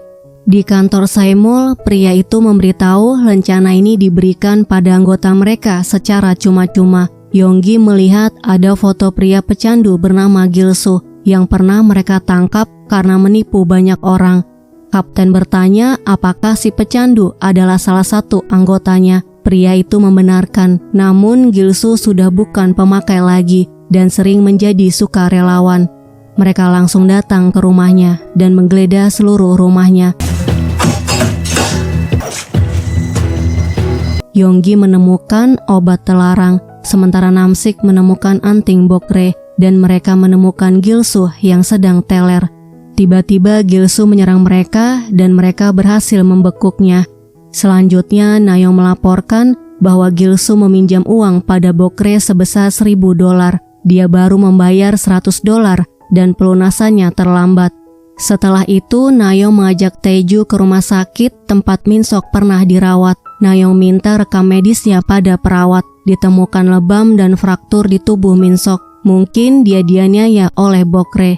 Taeju mengatakan posisi lebam dan frakturnya sama seperti lokasi luka di tubuh Bokre. Kemungkinan pelakunya membalaskan dendam Min-sok. Kembali ke kantor, Taeju melihat Gil-soo sudah tewas dan ada lebam di wajahnya. Dia bertanya apakah Yonggi memukulnya. Yonggi mengaku memukulnya sedikit. Dokter Park datang memeriksanya. Dia mengatakan penyebab meninggalnya karena serangan jantung akibat kecanduan obat akut, jadi bukan karena dipukul. Selaput lendir di mulut dan hidungnya rusak. Seseorang mencekokinya dengan obat terlarang. Taeju bertanya apakah dia sempat meninggalkan Gil-soo sendirian. Yonggi menjawab dia meninggalkannya sebentar untuk menelpon ambulans. Namsik mengatakan mereka menggunakan alat perekam saat menginterogasinya. Mereka mencarinya dan Nayong berhasil menemukannya. 찾았어요. Terdengar Yonggi menyuruh Namsik berjaga di luar. Kemudian dia menginterogasinya dan memukulnya karena Gil-soo menjawab tidak ingat. Tiba-tiba Gil-soo sesak nafas dan Yonggi keluar menelpon ambulans. Terdengar seorang pria mengatakan demi kebahagiaan dirinya dan Min-sok, dia harus mati. Pria itu mencekoki obat terlarang hingga akhirnya Gil-soo tewas. Setelah itu pelaku menghisap obatnya. Taeju memutar ulang perekamnya. Nayong mengatakan pelakunya menggunakan obat hisap. Taeju mengatakan dia orang yang sama dengan yang membunuh Yongsuk dan Chung-ho. Namsik mengatakan mereka hanya pergi dari ruangan ini selama 10 menit. 우리 가까이 있는 겁니다. Taeju keluar dari ruangan mencari pelaku. Min-sok memanggil kakaknya, kemudian mereka pergi. Selanjutnya jenazah Gil-soo dibawa keluar. Kepala Kim minta Taeju membuat laporan terkait tersangka utama yang tewas saat diinterogasi. Pada malam harinya, Taeju mengangkat telepon dari seorang pria. Pria itu mengetahui nama Taeju. Dia mengatakan misinya harus tercapai. Taeju bertanya misi apa dan dia siapa. Pria itu tidak menjawab. Dia mengatakan masalahnya berada di dalam. Jika menemukan solusinya, dia bisa pulang. Kemudian pria itu menutup teleponnya. Keesokan harinya, Taeju menjelaskan motif pelaku pembunuh Gil-soo yang merupakan tersangka utama pembunuh Bokre adalah untuk menutupi kejahatannya. Jika Gil-soo mati, kasusnya akan ditutup karena tidak ada tersangka lain. Sedangkan motif pelaku membunuh Chung-ho karena dia adalah saksi utama saat pelaku membunuh Yongsuk. Motif keduanya sama, yaitu untuk menutupi kejahatannya. Namun berbeda dengan kasus Yongsuk. Motif pembunuhannya lebih personal karena dia menikmati saat membunuh Yongsuk dan pelakunya ada di sini. Tiba-tiba Yonggi datang sambil marah-marah karena laporan yang dibuat Taeju mengenai kematian Gil-soo. Dia dibebas tugaskan dan Namsik mendapatkan masa percobaan. Taeju mengatakan dia hanya menulis fakta. Jika tidak ada yang salah, tidak akan ada yang mati. Kapten menyuruh mereka berhenti, kemudian menyuruh Yonggi dan Namsik untuk cuti sampai ketegangan mereda. Pada malam harinya, Nayong memberikan laporan riwayat panggilan telepon yang Taeju minta. Panggilan telepon dari pria tidak dikenal itu berasal dari Seoul. Setelah itu, Nayong membantu Taeju memisahkan profil polisi yang bertugas di stasiun Insung karena pelaku tahu Chung-ho berada di sana. Total ada 25 orang. Setelah selesai, Taeju menghubungi nomor telepon yang diberikan Nayong. Taeju bertanya siapa dia. Pria itu melarang Taeju menelponnya lagi dan jangan bertindak gegabah. Jika pelaku sadar, masalahnya bisa memburuk. Kemudian dia menutup teleponnya. Keesokan harinya, Nayong memperkenalkan Sun-ho dari Divisi Keselamatan Publik yang bertugas mencari panti asuhan Min-sok. Taeju melihat jarinya yang bergerak, kemudian bertanya di mana Sung Il-dong. Tiba-tiba Taeju teringat rumah dengan pintu warna biru bertanda salib. Sun-ho memberitahu tidak ada Sung Il-dong di Insung. Taeju bertanya adakah cara untuk menemukannya, karena mungkin saat ini area itu namanya berbeda. Nayong mengatakan akan ke balai kota untuk mencari tahu.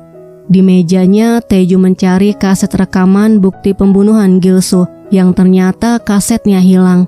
Tiba-tiba Yonggi datang. Dia mengambil kaset rekamannya karena marah pada Taeju. Namsik berusaha untuk menenangkannya, tapi dia malah dipukul. Yonggi tidak terima harus bertanggung jawab atas kematian Gil-soo. Dia teriak ada orang lain yang membunuh Gil-soo, kemudian menunjukkan kaset bukti rekamannya. Kapten minta Yonggi mengembalikan bukti pembunuhannya, tapi Yonggi tidak mau. Dia kemudian kabur. Mereka mengikuti Yonggi. Kapten mengatakan sandiwaranya hebat sekali seperti aktor Hollywood. Yonggi masuk ke gang. Mereka turun dari mobil dan Yonggi mengabari dirinya terluka. Pria itu memukulnya dan mengambil kasetnya. Yonggi memberitahu dia melukai pria itu. Taeju berusaha mengejarnya tapi tidak berhasil. Pria itu melihat Taeju dari dalam bis.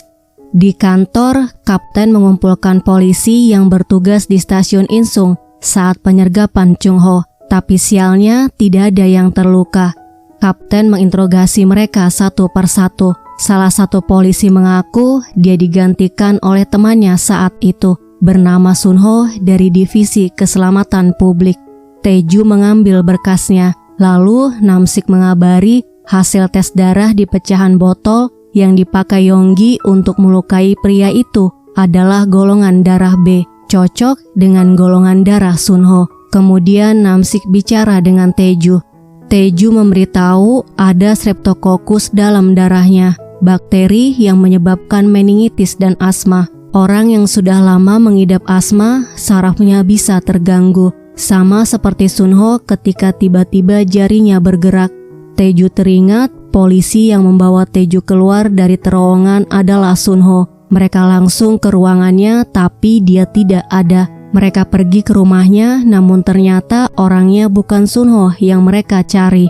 Sun Ho adalah mantan pasukan anti huru-hara, jadi dia langsung diterima setelah wawancara. Pelaku memanfaatkan itu untuk masuk ke polisian dengan identitas Sun Ho.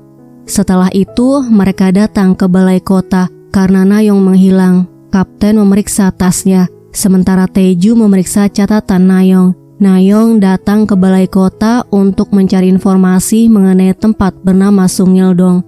Kapten menemukan sapu tangan di lantai. Taeju memberitahu ini adalah obat bius. Sun Ho membius Nayong, kemudian menyeretnya keluar. Mereka menemukan sepatu Nayong. Taeju bertanya pada pegawai balai kota dokumen apa yang dibaca oleh Nayong. Pria itu menjawab dokumen terkait dengan pengaturan distrik. Karena ada pengembangan lahan, jadi ada perubahan nama desa, di mana Bomildong dan Songsandong menjadi satu desa. Dokumen ini adalah kumpulan nama baru desa yang diajukan penduduk. Taeju menemukan nama kedua desa itu nantinya akan menjadi Sungil-dong. Mereka langsung menuju ke sana. Taeju memberitahu ciri-ciri rumah di mana Nayong kemungkinan disekap, yaitu rumah berlantai 2 dengan tanda salib kecil di pintu. Mereka berpencar mencari rumah itu. Taeju menemukannya. Dia langsung masuk dan membuka pintu yang digembok. Taeju memberitahu yang lainnya keberadaan Nayong. Di luar, Taeju bertanya kenapa dengan kukunya. Nayong memberitahu Minsok yang mecetnya. Minsok mengatakan dia akan mempercantik jarinya. Kemudian kakaknya menyuruhnya kembali ke kamarnya. Di kantor polisi, Nayong bertanya siapa nama kakaknya. Dia menjawab Hyunsok, lalu memberitahu dia punya kakak perempuan bernama Kyongran. Kyongran dan orang tuanya sudah meninggal. Nayong kemudian bertanya di mana kakaknya sekarang. Minsok menjawab tidak tahu. Kakaknya hanya bilang ada pekerjaan yang belum tuntas. Selanjutnya mereka memeriksa daftar riwayat panggilan telepon Hyunsok. Nayong melaporkan sebagian besar panggilan ke kantor polisi dan panti asuhan. Dia pasti mencari Minsok. Taeju menemukan panggilan ke Hawaii Room Salon, tempat Yongsok bekerja, dan penginapan Dongjin tempat dia dibunuh. Taeju memberitahu Hyunsok sering telepon ke pusat kesejahteraan Hanbok. Setelah itu, Yonggi melaporkan Yongsuk pernah menjadi asisten perawat selama setengah tahun di pusat kesejahteraan Hanbok. Salah satu pasien yang dirawat olehnya adalah Hyunsok. Teman sekamar Hyunsok bernama Yongsu. Sekarang dia dirawat di rumah sakit jiwa. Kapten dan Taeju datang ke rumah sakit jiwa menemui Yongsu. Oi, Ichi. Taeju memperlihatkan foto Hyunsuk. Yongsu mengatakan dia baik sekali karena pernah memberinya susu. Kemudian Taeju memperlihatkan foto Yongsuk. Yongsu ketakutan kemudian bilang dia jahat. Dia tidak memberi mereka makan dan memaksa mereka minum obat aneh. Obatnya membuat mereka mengantuk. Setelah memaksa mereka minum obat, dia merias Hyunsuk. Di kantor, Yonggi memberitahu pusat kesejahteraan Hanbok adalah rumah terapi bersama untuk gelandangan. Hyunsuk dianggap gelandangan dan ditangkap di stasiun Insung, kemudian dibawa ke pusat kesejahteraan Hanbok. Saat itulah dia terpisah dari Minsok. Nayeong mengatakan Hyunsuk ditahan di sana selama 3 tahun. Dia menggunakan identitas Sunho karena Sunho pernah bertugas di pusat kesehatan Hanbok saat menjadi pasukan huru-hara. Selanjutnya mereka memeriksa riwayat panggilan telepon Hyunsuk lagi. Nayeong menemukan yang terakhir Hyunsuk hubungi adalah rumah Direktur Park. Dia adalah Direktur Pusat Kesejahteraan Hanbok. Taeju mengatakan dia mengincar Direktur Park. Nayeong memberitahu Direktur Park sedang berada di Hotel Insung. Namsik memberikan foto Direktur Park. Kemudian mereka semua langsung menuju ke Hotel Insung, termasuk Kepala Kim. Di lobi hotel, mereka menanyakan keberadaan Direktur Park, kemudian menuju ke sauna. Di sauna, mereka memeriksa semua ruangan. Kapten melihat Direktur Park dan Taeju melihat Hyunsuk. Kepala Kim memanggil Direktur Park. Hyunsuk menembak Direktur, kemudian kabur dan dikejar oleh mereka. Sebelum pergi ke rumah sakit, Direktur Park menyuruh Kepala Kim untuk menangkap Hyunsuk. Satpam mengatakan melihat Hyunsuk pergi menuju ke Bomildong menggunakan mobil berwarna merah.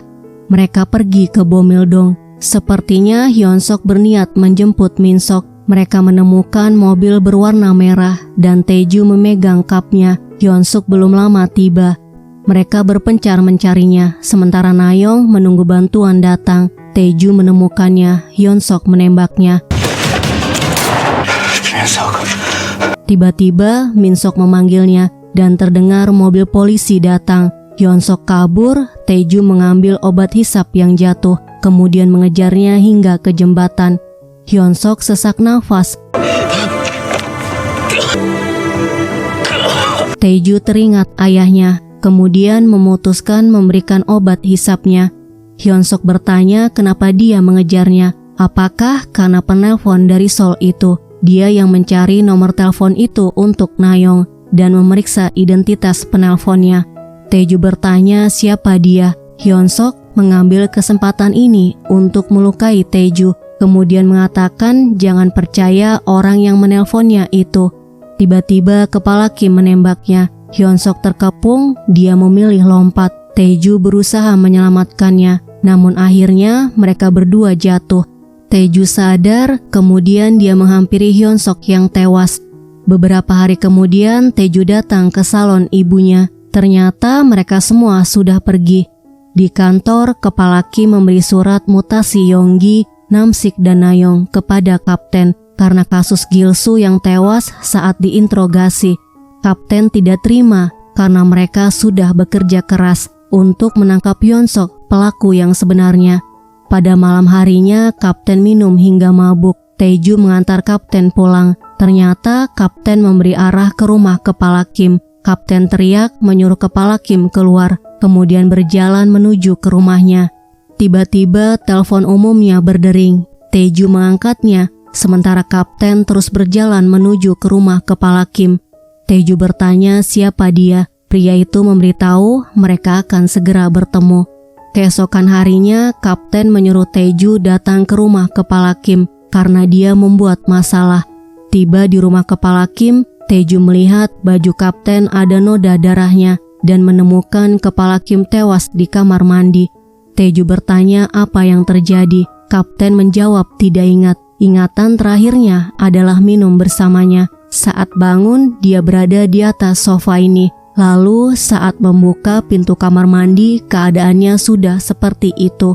Kapten kepleset di kamar mandi. Karena itu bajunya ada noda darahnya, tapi dia tidak membunuhnya.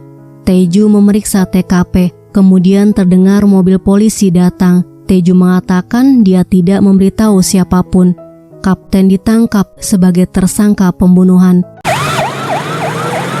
Yonggi menanyakan keadaan kapten. Taeju memberitahu posisi kapten terpojok.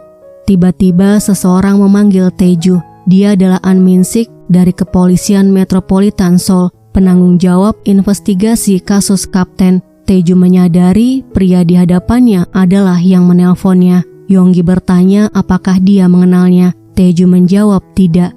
Taeju bertanya bagaimana dia bisa mengenalnya dan apa alasan dia datang ke sini. An Min-sik menjawab dialah yang paling tahu alasannya.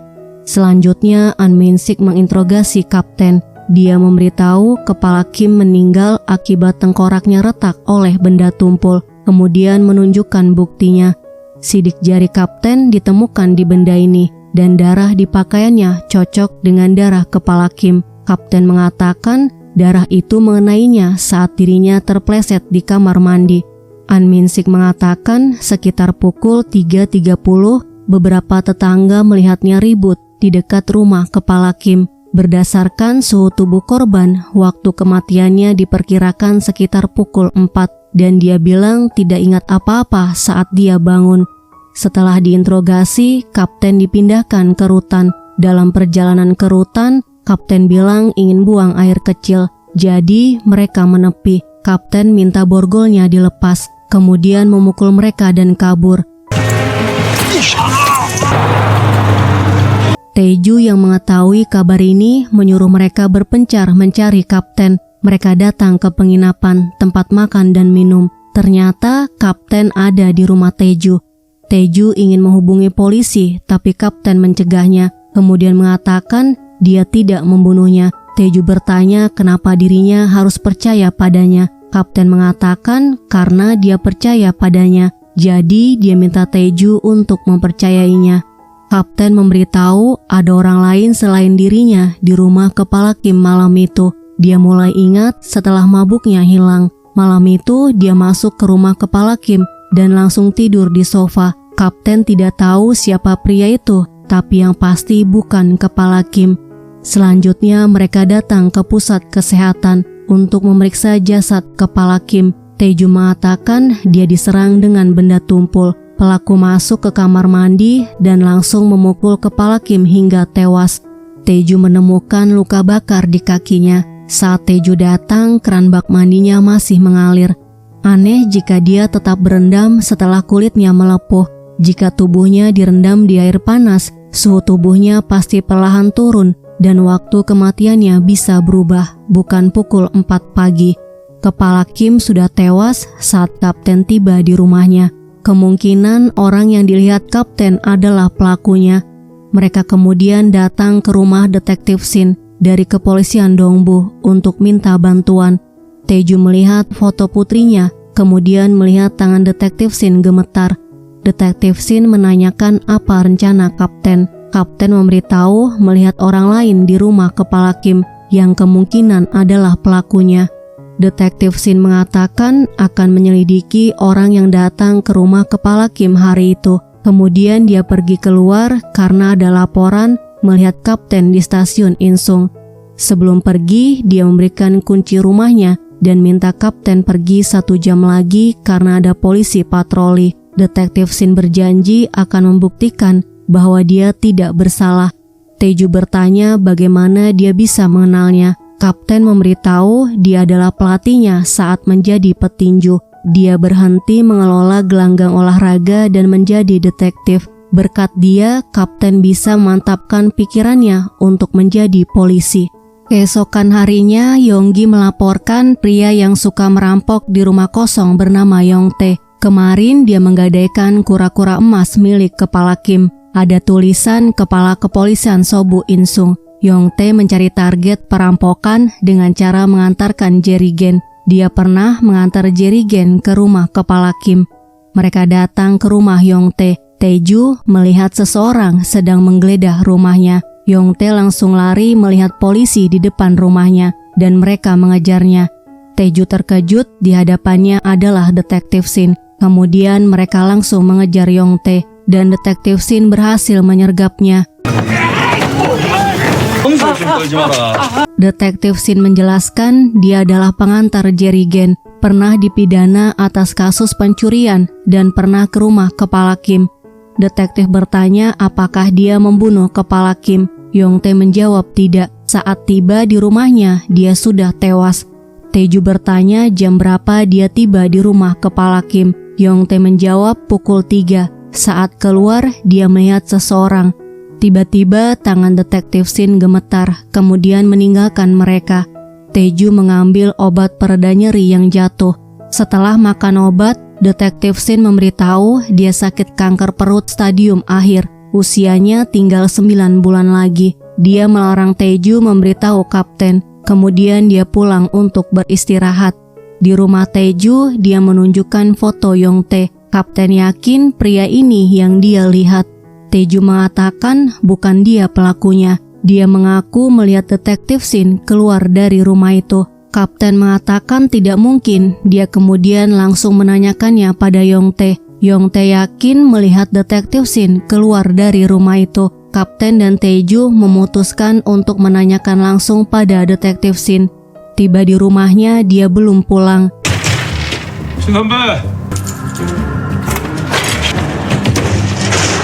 Tiba-tiba terdengar suara tembakan. Mereka keluar dan menemukan Detektif Shin tewas.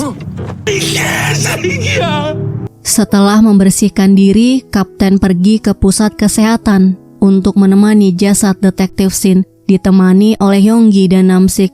Saat Taeju akan pergi, Dokter Jang memberitahu ada pecahan kecil tengkorak yang menekan sarafnya. Dia akan segera siuman setelah mereka mengangkatnya. Dokter An Min-sik, kepala Departemen Bedah Saraf, akan mengoperasinya. Nama dokternya sama dengan nama kepala An Min-sik dari Kepolisian Metropolitan Seoul. Selanjutnya terdengar suara ibunya yang memintanya untuk jangan menyerah. Tiba-tiba teleponnya berdering.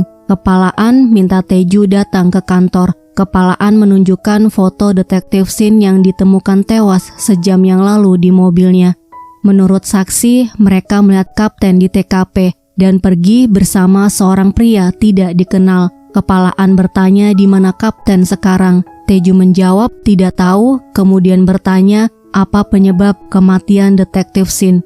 Kepalaan memberitahu dia mengakhiri hidupnya. Lalu dia menunjukkan buku rekening putri Detektif Shin bernama Jisuk. Detektif Shin menerima uang dari konstruksi Insung melalui rekening putrinya. Itu adalah uang suap untuk memperlancar proyek pembangunan kota Insung. Kepalaan juga menemukan bukti bahwa Kepala Kim menerima sebagian uang suap itu. Mungkin Detektif Shin merasa tertekan karena investigasi internal dan kematian Kepala Kim. Jadi dia memilih untuk mengakhiri hidupnya. Kepalaan menasehati agar Taeju jangan terlalu dekat dengan kapten dan semua orang di sini demi kebaikannya. Sebelum Kapten An pergi, Taeju bertanya kenapa dia datang ke sini. Kepalaan mengatakan setelah mereka menutup kasus ini, mereka akan pulang bersama. Selanjutnya Taeju datang ke pusat kesehatan. Taeju memberitahu Kepalaan menduga Detektif Shin mengakhiri hidupnya. Selama ini Detektif Shin menerima suap dari perusahaan konstruksi melalui rekening bank putrinya. Lalu uang itu dibagi kepada Kepala Kim. Kepalaan pikir kapten terlibat dengan mereka berdua. Kapten tidak percaya Detektif Shin menerima suap. Taeju pikir Detektif Shin menerima suap karena ingin mewarisi sesuatu pada putrinya. Untuk terakhir kalinya, Taeju memberitahu Detektif Shin sakit kanker perut dan usianya kurang dari 1 tahun. Selanjutnya mereka datang ke rumah Kepala Kim. Taeju mengatakan Kepala Kim dibunuh pukul 3 dan kapten datang sekitar pukul 3.30. Kenapa Detektif Shin tidak langsung meninggalkan TKP setelah membunuh Kepala Kim? Apa yang dia lakukan selama 30 menit? Mereka melihat sekeliling dan mengira Detektif Shin mencari sesuatu. Taeju mengatakan saat tiba di rumah Yongtae, Detektif Shin seperti sedang mencari sesuatu. Mungkin Yongtae mencuri sesuatu yang Detektif Shin cari. Mereka membawa Yongtae ke rumahnya. untuk memperlihatkan barang apa saja yang dia curi. Di depan rumah mereka mendengar ada orang di dalam. Pria itu kabur dan mereka mengejarnya. Kapten menendangnya, kemudian melihat tato di punggungnya. Pria itu mendorong kapten dan langsung lari, kemudian kabur menggunakan mobil. Kapten memberitahu mereka adalah geng Sobu. Ada tato geng Sobu di punggungnya. Di rumah, Yongtae memperlihatkan hasil curiannya, kemudian mengatakan ada satu yang hilang, yaitu sebuah buku kas. Taeju mengatakan mungkin detektif Shin sudah mengambilnya. Setelah itu mereka makan bersama di rumah Taeju, kemudian melanjutkan mendiskusikan kasus kepala Kim. Yonggi melaporkan geng Sobu bubar setelah Oh Jung-man di penjara. Namsik mengatakan geng Sobu yang tersisa bersatu dan menjadi anggota perusahaan konstruksi Insung, perusahaan yang menyuap detektif Shin. Nayong memberitahu setelah Oh Jung-man di penjara, CEO konstruksi Insung adalah Haksu sepupu kepala Kim. Saat kepala Kim bekerja di komisi kepolisian Insung, Oh Jung-man pernah ditangkap atas penipuan, tapi selalu dibebaskan dan detektif Shin yang menangani kasusnya. Taeju mengatakan kepala Kim dan detektif Shin menutup kasus korupsi yang dilakukan oleh Oh Jung-man dan buku kas mereka termasuk yang disita polisi. Oleh sebab itu, geng Sobu mencari buku kas itu. Keesokan harinya, Taeju mendengar Dr. Jang menanyakan apakah kondisi Taeju memungkinkan untuk dilakukan operasi. Dr. An mengatakan Taeju siap dioperasi sebentar lagi dan Taeju harus percaya padanya. Selanjutnya, Taeju melihat kapten tidak ada. Dia memberitahu kapten menghilang. 왜요? 계장님이 없어졌어요. 이 형사 저 형사한테도 알려주세요. Tiba-tiba terdengar suara pintu diketuk. Saat dibuka, Kepala An ada di hadapannya. Kepala An memberikan berkas kasus dugaan penyuapan Kapten Kang. Kapten menerima suap melalui rekening putrinya sama seperti detektif Shin. Taeju tiba-tiba bertanya agar operasinya sukses, apakah dirinya harus menyingkirkan Kapten. Kepala An balik bertanya, operasi apa? Taeju mengatakan dia bilang akan mengangkat partikel berbahaya agar operasinya sukses. Hanya itu caranya dia bisa bangun, karena sekarang mereka berada di mimpinya. Dirinya terbaring di rumah sakit dan dia adalah dokter yang akan mengoperasinya. Kepala An mengingatkan bahwa dia diutus dari kepolisian Seoul untuk menjalankan audit internal. Kenapa dia bicara ngelantur bahwa ini adalah mimpi? Taeju menegaskan semua ini mimpi. Kepala An memberikan laporan audit internal dari kepolisian Sobu, kemudian mengatakan orang yang menulis laporan ini adalah dia, dan yang mengutus dia ke sini adalah dirinya. Ini bukan mimpi, jadi dia harus menata pikirannya. Taeju tidak percaya, dia kembali ke kantor dan melihat surat mutasinya. Memang benar suratnya dikeluarkan oleh An Min-sik. Tiba-tiba kepalanya pusing dan telinganya berdenging. Lalu dia pingsan di hadapan Nayong. Di pusat kesehatan, Dokter Park memberitahu luka tusuknya infeksi, lalu menyuruhnya istirahat. Taeju bertanya kenapa dirinya masih bermimpi. Benarkah ini adalah kenyataan? Nayong mengatakan dia tidak akan merasakan apa-apa jika tidak hidup. Kemudian meraih tangannya untuk merasakan detak jantungnya. Taeju memberitahu Kepala An menunjukkan sesuatu, tapi dia bingung mana yang harus dia percaya. Nayong memintanya untuk mendengarkan suara hatinya, bukan matanya, karena kebenaran ada di sana. Selanjutnya mereka ke TKP kematian detektif Shin untuk mencari buku kasnya. Nayong mengatakan buku kasnya tidak ada di mobil. Taeju menemukan alat perekam. Mereka mendengar permintaan maaf detektif Shin pada kapten. Tiba-tiba Kepala An datang. Detektif Shin bertanya kenapa dia membunuh Kepala Kim. Kepala An menjawab, dia hanya menyingkirkan orang yang harus dilenyapkan. Kemudian bertanya di mana buku kasnya. Detektif Shin mengatakan dia menyimpannya dan tidak ada orang yang tahu lokasinya. Dia akan memberikannya setelah kapten bebas dari tuduhan pembunuhan Kepala Kim. Kepala An mengatakan jika dia lenyap, tidak ada yang akan menemukan bukunya. Kemudian menembak detektif Shin. Taeju mengatakan Kepala Kim dan detektif Shin dibunuh oleh kepalaan. Dia menangani kasusnya dan pindah ke sini untuk menemukan buku itu. Mereka harus segera menemukan buku itu dan kapten. Mereka berpencar mencari kapten. Di depan sebuah gudang, Taeju ditabrak sebuah mobil. Mereka berkelahi, pria itu adalah anggota geng Sobu. Nahyong melaporkan menemukan kapten di gudang Munsongdong dan geng Sobu mengejarnya. Tiba di sana, Taeju melihat mereka berkelahi. Nahyong minta Taeju untuk bergegas menolong mereka. Kepalaan menghentikan langkahnya. Taeju mengambil senjatanya saat dia lengah, kemudian menyuruh kepalaan memakai borgolnya. Tiba-tiba terdengar persiapan operasinya selesai. Dokter Jang mengatakan, bertahanlah sebentar lagi. Taeju lari ke arah mereka. Tiba-tiba semua menjadi gelap. Taeju sadar di rumah sakit. Dia langsung bangun dan bertemu dengan ibunya. Taeju.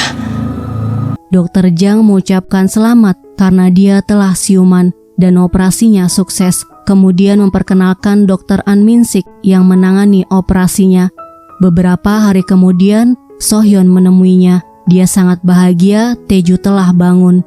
Keesokan harinya, Taeju boleh pulang ke rumah. Dia melihat nomor kamarnya sama dengan nomor telepon An Min-sik saat di Seoul. Tiba di rumahnya, Taeju mengambil bola baseballnya, kemudian bertanya apakah mereka pernah tinggal di Insung. Ibunya menjawab mereka pernah tinggal di sana sebentar. Taeju memberitahu mengenai mimpinya di Insung yang bertemu dengan ayahnya. Taeju bertanya sebenarnya bagaimana ayahnya bisa meninggal. Ibunya memberitahu polisi datang dan bilang ayahnya ditembak mati. Ibunya tidak mau tahu mengenai detailnya. Ayahnya memang tidak sebaik yang Taeju kira, tapi dia ayah yang baik untuk Taeju. Kemudian ibunya menangis. Taeju menenangkannya dengan memeluknya, kemudian minta maaf karena telah mengungkitnya. Setelah itu, Taeju datang ke kantor polisi Sobu Insung. Dia datang ke ruang kantornya, kemudian minta diantar ke ruang arsip. Taeju mencari berkas pembunuhan Yongsuk dan Chung-ho. Ternyata kejadian di mimpinya adalah kenyataan. Taeju minta polisi itu untuk memeriksa nama polisi yang bertugas di tahun 88, mulai dari nama Kapten Kang hingga Nahyong. Namun mereka tidak ditemukan di database kepolisian. Setelah itu, Taeju datang ke kantor Sohyun. Sohyun memberitahu Min-sok melakukan pembunuhan lagi, kemudian perlihatkan rekaman kamera CCTV di tos serba dekat rumah korban. Sohyun bertanya apakah dia melihat wajah pelaku yang menembaknya. Taeju menjawab tidak, kemudian memberitahu pelakunya menggunakan pistol revolver model lama yang diberikan untuk polisi sebelum tahun 2007. Detektif Cho memberitahu mereka menemukan persembunyian Min-sok. Tiba di sana, Taeju melihat foto mereka di dinding dan obat pereda nyeri. Kemudian mengatakan Min-sok belum pergi jauh. Terdengar suara tembakan, mereka mengejarnya. Taeju berpapasan dengan Min-sok, tapi dia berhasil kabur. Selanjutnya, Suhyun meeting dengan timnya. Kemudian mereka memperlihatkan pada Taeju foto korban bernama Mi-jin dan Hyun-suk. Sohyun minta mereka untuk meriksa ulang berkas kasus Min-sok. Detektif Cho melaporkan berdasarkan rekaman kamera CCTV, sepertinya saat itu Min-sok bukan mengincar Hyun-suk, lalu menunjukkan foto wanita lain yang kemungkinan adalah target Min-sok selanjutnya. Wanita itu tiba di rumahnya. Min-sok sudah menunggunya, kemudian masuk. Sohyun menyuruh detektif Cho untuk memeriksa identitas korban di foto. Di kamar korban, Min-sok membekap mulut korban, kemudian meriasnya, sementara mereka mencari korban di sekitar tos serba dengan menggunakan foto korban. Setelah merias, Min-sok memukul korban. Polisi semakin dekat ke rumah korban. Sohyun dan Taeju tiba di rumah itu. Di dalam rumah, mereka menemukan korban yang terluka. Taeju memberitahu korban masih hidup, kemudian mengejar Min-sok. Min-sok berjalan tertatih karena penyakitnya kambuh. Mereka berkelahi dan Taeju berhasil menangkapnya. Di ruang interogasi, Min-sok mengucapkan selamat atas kesembuhan Taeju. Taeju bertanya siapa pria yang membantunya. Min-sok mengatakan mereka tidak akan bisa menangkapnya karena dia tidak ada di dunia ini. Taeju buru-buru keluar lalu memeriksa berkas Min-sok. Dia melihat Yeon-sok tewas di tahun 88, kemudian meminta mereka untuk mencari informasi tentang pusat kesehatan Hanbok. Ditemukan berkas Direktur Park tewas ditembak oleh seseorang tahun 2008 dengan peluru kaliber 38 dan ditemukan teofilin di TKP. Teofilin digunakan untuk alat bantu asma. Hyun-sok mengidap asma. Dia belum tewas. Dia masih hidup dan menyamar sebagai orang lain di tahun 88. Sekarang Hyun-sok masih menggunakan identitas orang lain. Seorang detektif melaporkan menemukan mobil yang digunakan Min-sok kabur dan identitas pemiliknya. Mereka datang ke sebuah bengkel mobil mencari Hyun-sok. Taeju melihat seorang pria lari kemudian mengejarnya. Pria itu menodongkan pistol. Taeju memanggil namanya, membuat dia lengah kemudian merebut pistolnya. Hyun-sok memakai alat hisapnya. Kejadiannya sama seperti di tahun 88. Hyun-sok bertanya bagaimana dia bisa tahu namanya dari 30 tahun yang lalu. Apakah mereka pernah bertemu? Taeju mengatakan dengan pistol ini dia membunuh ayahnya sambil berusaha menahan amarahnya, kemudian menarik pelatuknya. Sohyun memberitahu pusat kesehatan Hanbok masih menyimpan data sidik jari Hyun-sok. Dugaannya benar, dia selama ini menyamar dan pria itu adalah Hyun-sok. Mereka menyelidiki orang yang mengotopsi jasad Hyun-sok. Ternyata kematiannya dipalsukan. Hyun-sok memang ditembak dan jatuh dari jembatan, tapi jasadnya tidak ditemukan. Jadi kasusnya ditutup dan jasadnya tidak dikenal. Pemerintah berusaha menutupi kasus itu karena saat itu sedang ramai kasus pembunuhan berantai Hwasong dan Olimpiade Seoul. Beberapa hari kemudian, Taeju hadir di persidangan Min-sok sebagai saksi ahli. Hasilnya, Min-sok dijatuhi hukuman mati dan Hyun-sok dipenjara seumur hidup karena membantu Min-sok melakukan percobaan pembunuhan dan membunuh Direktur Park. Di rumahnya, Taeju memeriksa berkas kasus tidak tuntas. Dia menemukan kasus pembunuhan polisi Sobu Insung oleh gangster. Korbannya adalah Kapten Kang, Namsik, Yonggi, dan Nayong. Mereka semua gugur saat bertugas. Tahun yang tertera yaitu tahun 88. Taeju teringat ketika Nayong memintanya untuk bergegas datang menolong mereka. Keesokan harinya, Taeju datang ke kantor polisi Sobu Insung. Dia mencari berkasnya, kemudian melihat foto-foto korban. Penanggung jawab kasus itu adalah Sungwon dari kepolisian Seoul, bukan An Min-sik. Namun Sungwon sudah meninggal 6 tahun yang lalu. Nama An Min-sik tidak terdaftar dalam database kepolisian. Keesokan harinya, Taeju datang ke rumah ibunya dan bertemu dengan bibinya. Kemudian mereka makan bersama. Taeju memberitahu akan mulai bekerja esok hari. Lalu dia menceritakan ada orang yang butuh bantuannya, tapi dirinya gagal menolong mereka. Mereka menunggunya, tapi dia tidak bisa ke sana. Ibunya mengatakan pejamkan matanya dan dengarkan kata hatinya. Dengan begitu, dia akan tahu keinginannya sesungguhnya. Ucapan ibunya mengingatkan Taeju pada Nayong, membuatnya tersenyum. Ibunya meraih tangannya, kemudian mengatakan dia hanya ingin Taeju bahagia. Apapun keputusannya, ibunya akan mendukungnya. Keesokan harinya, Taeju datang ke kantornya dan semua bawahannya memberi salam. Sohyun memberinya selamat karena sekarang Taeju naik jabatan menjadi kapten. Kemudian mengatakan setelah sembuh dia seperti orang lain. Seakan-akan dia datang ke tempat yang salah dan ini bukan tempatnya. Sebelum pergi, Sohyun berharap Taeju bahagia dan memintanya untuk sering tersenyum. Setelah itu, Taeju meeting dengan timnya mengenai kasus pembunuhan. Sepanjang meeting, Taeju melamun. Saat rekaman suara diputar, Taeju mendengar suara Nayong memintanya untuk bergegas menolong mereka. Taeju minta diputar ulang, namun ternyata itu bukan suara Nayong. Bawahannya menanyakan keadaannya karena terlihat tangannya terluka, tapi Taeju tidak merasakan apa-apa. 팀장님, Taeju naik ke atap. Kemudian teringat ucapan Nayong dan saat mereka dipukuli geng Sobu. Akhirnya Taeju memutuskan melompat. Dia kembali ke tahun 88. Taeju lari sambil menembaki anggota geng Sobu. Dia menyuruh mereka meletakkan senjata dan jangan bergerak. Kemudian polisi yang lainnya datang.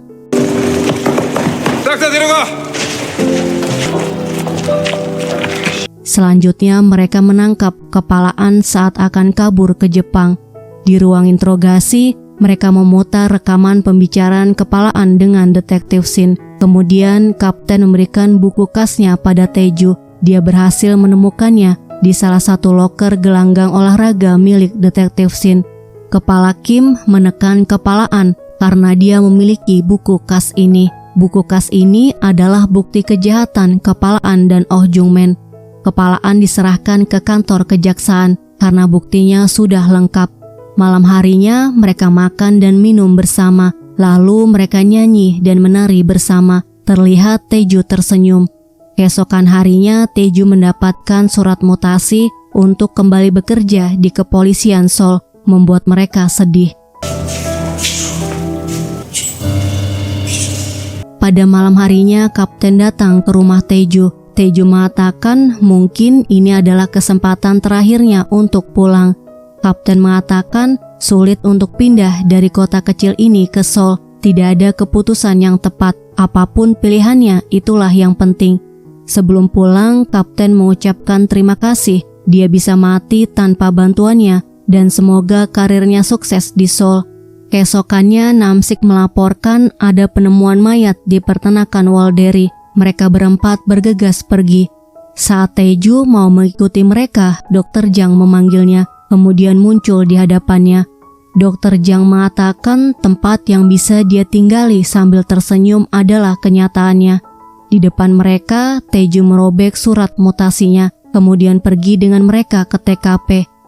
Drama ini berakhir ketika mereka nyanyi bersama di dalam mobil. Guys, terima kasih sudah melihat video ini. Sampai jumpa di video selanjutnya.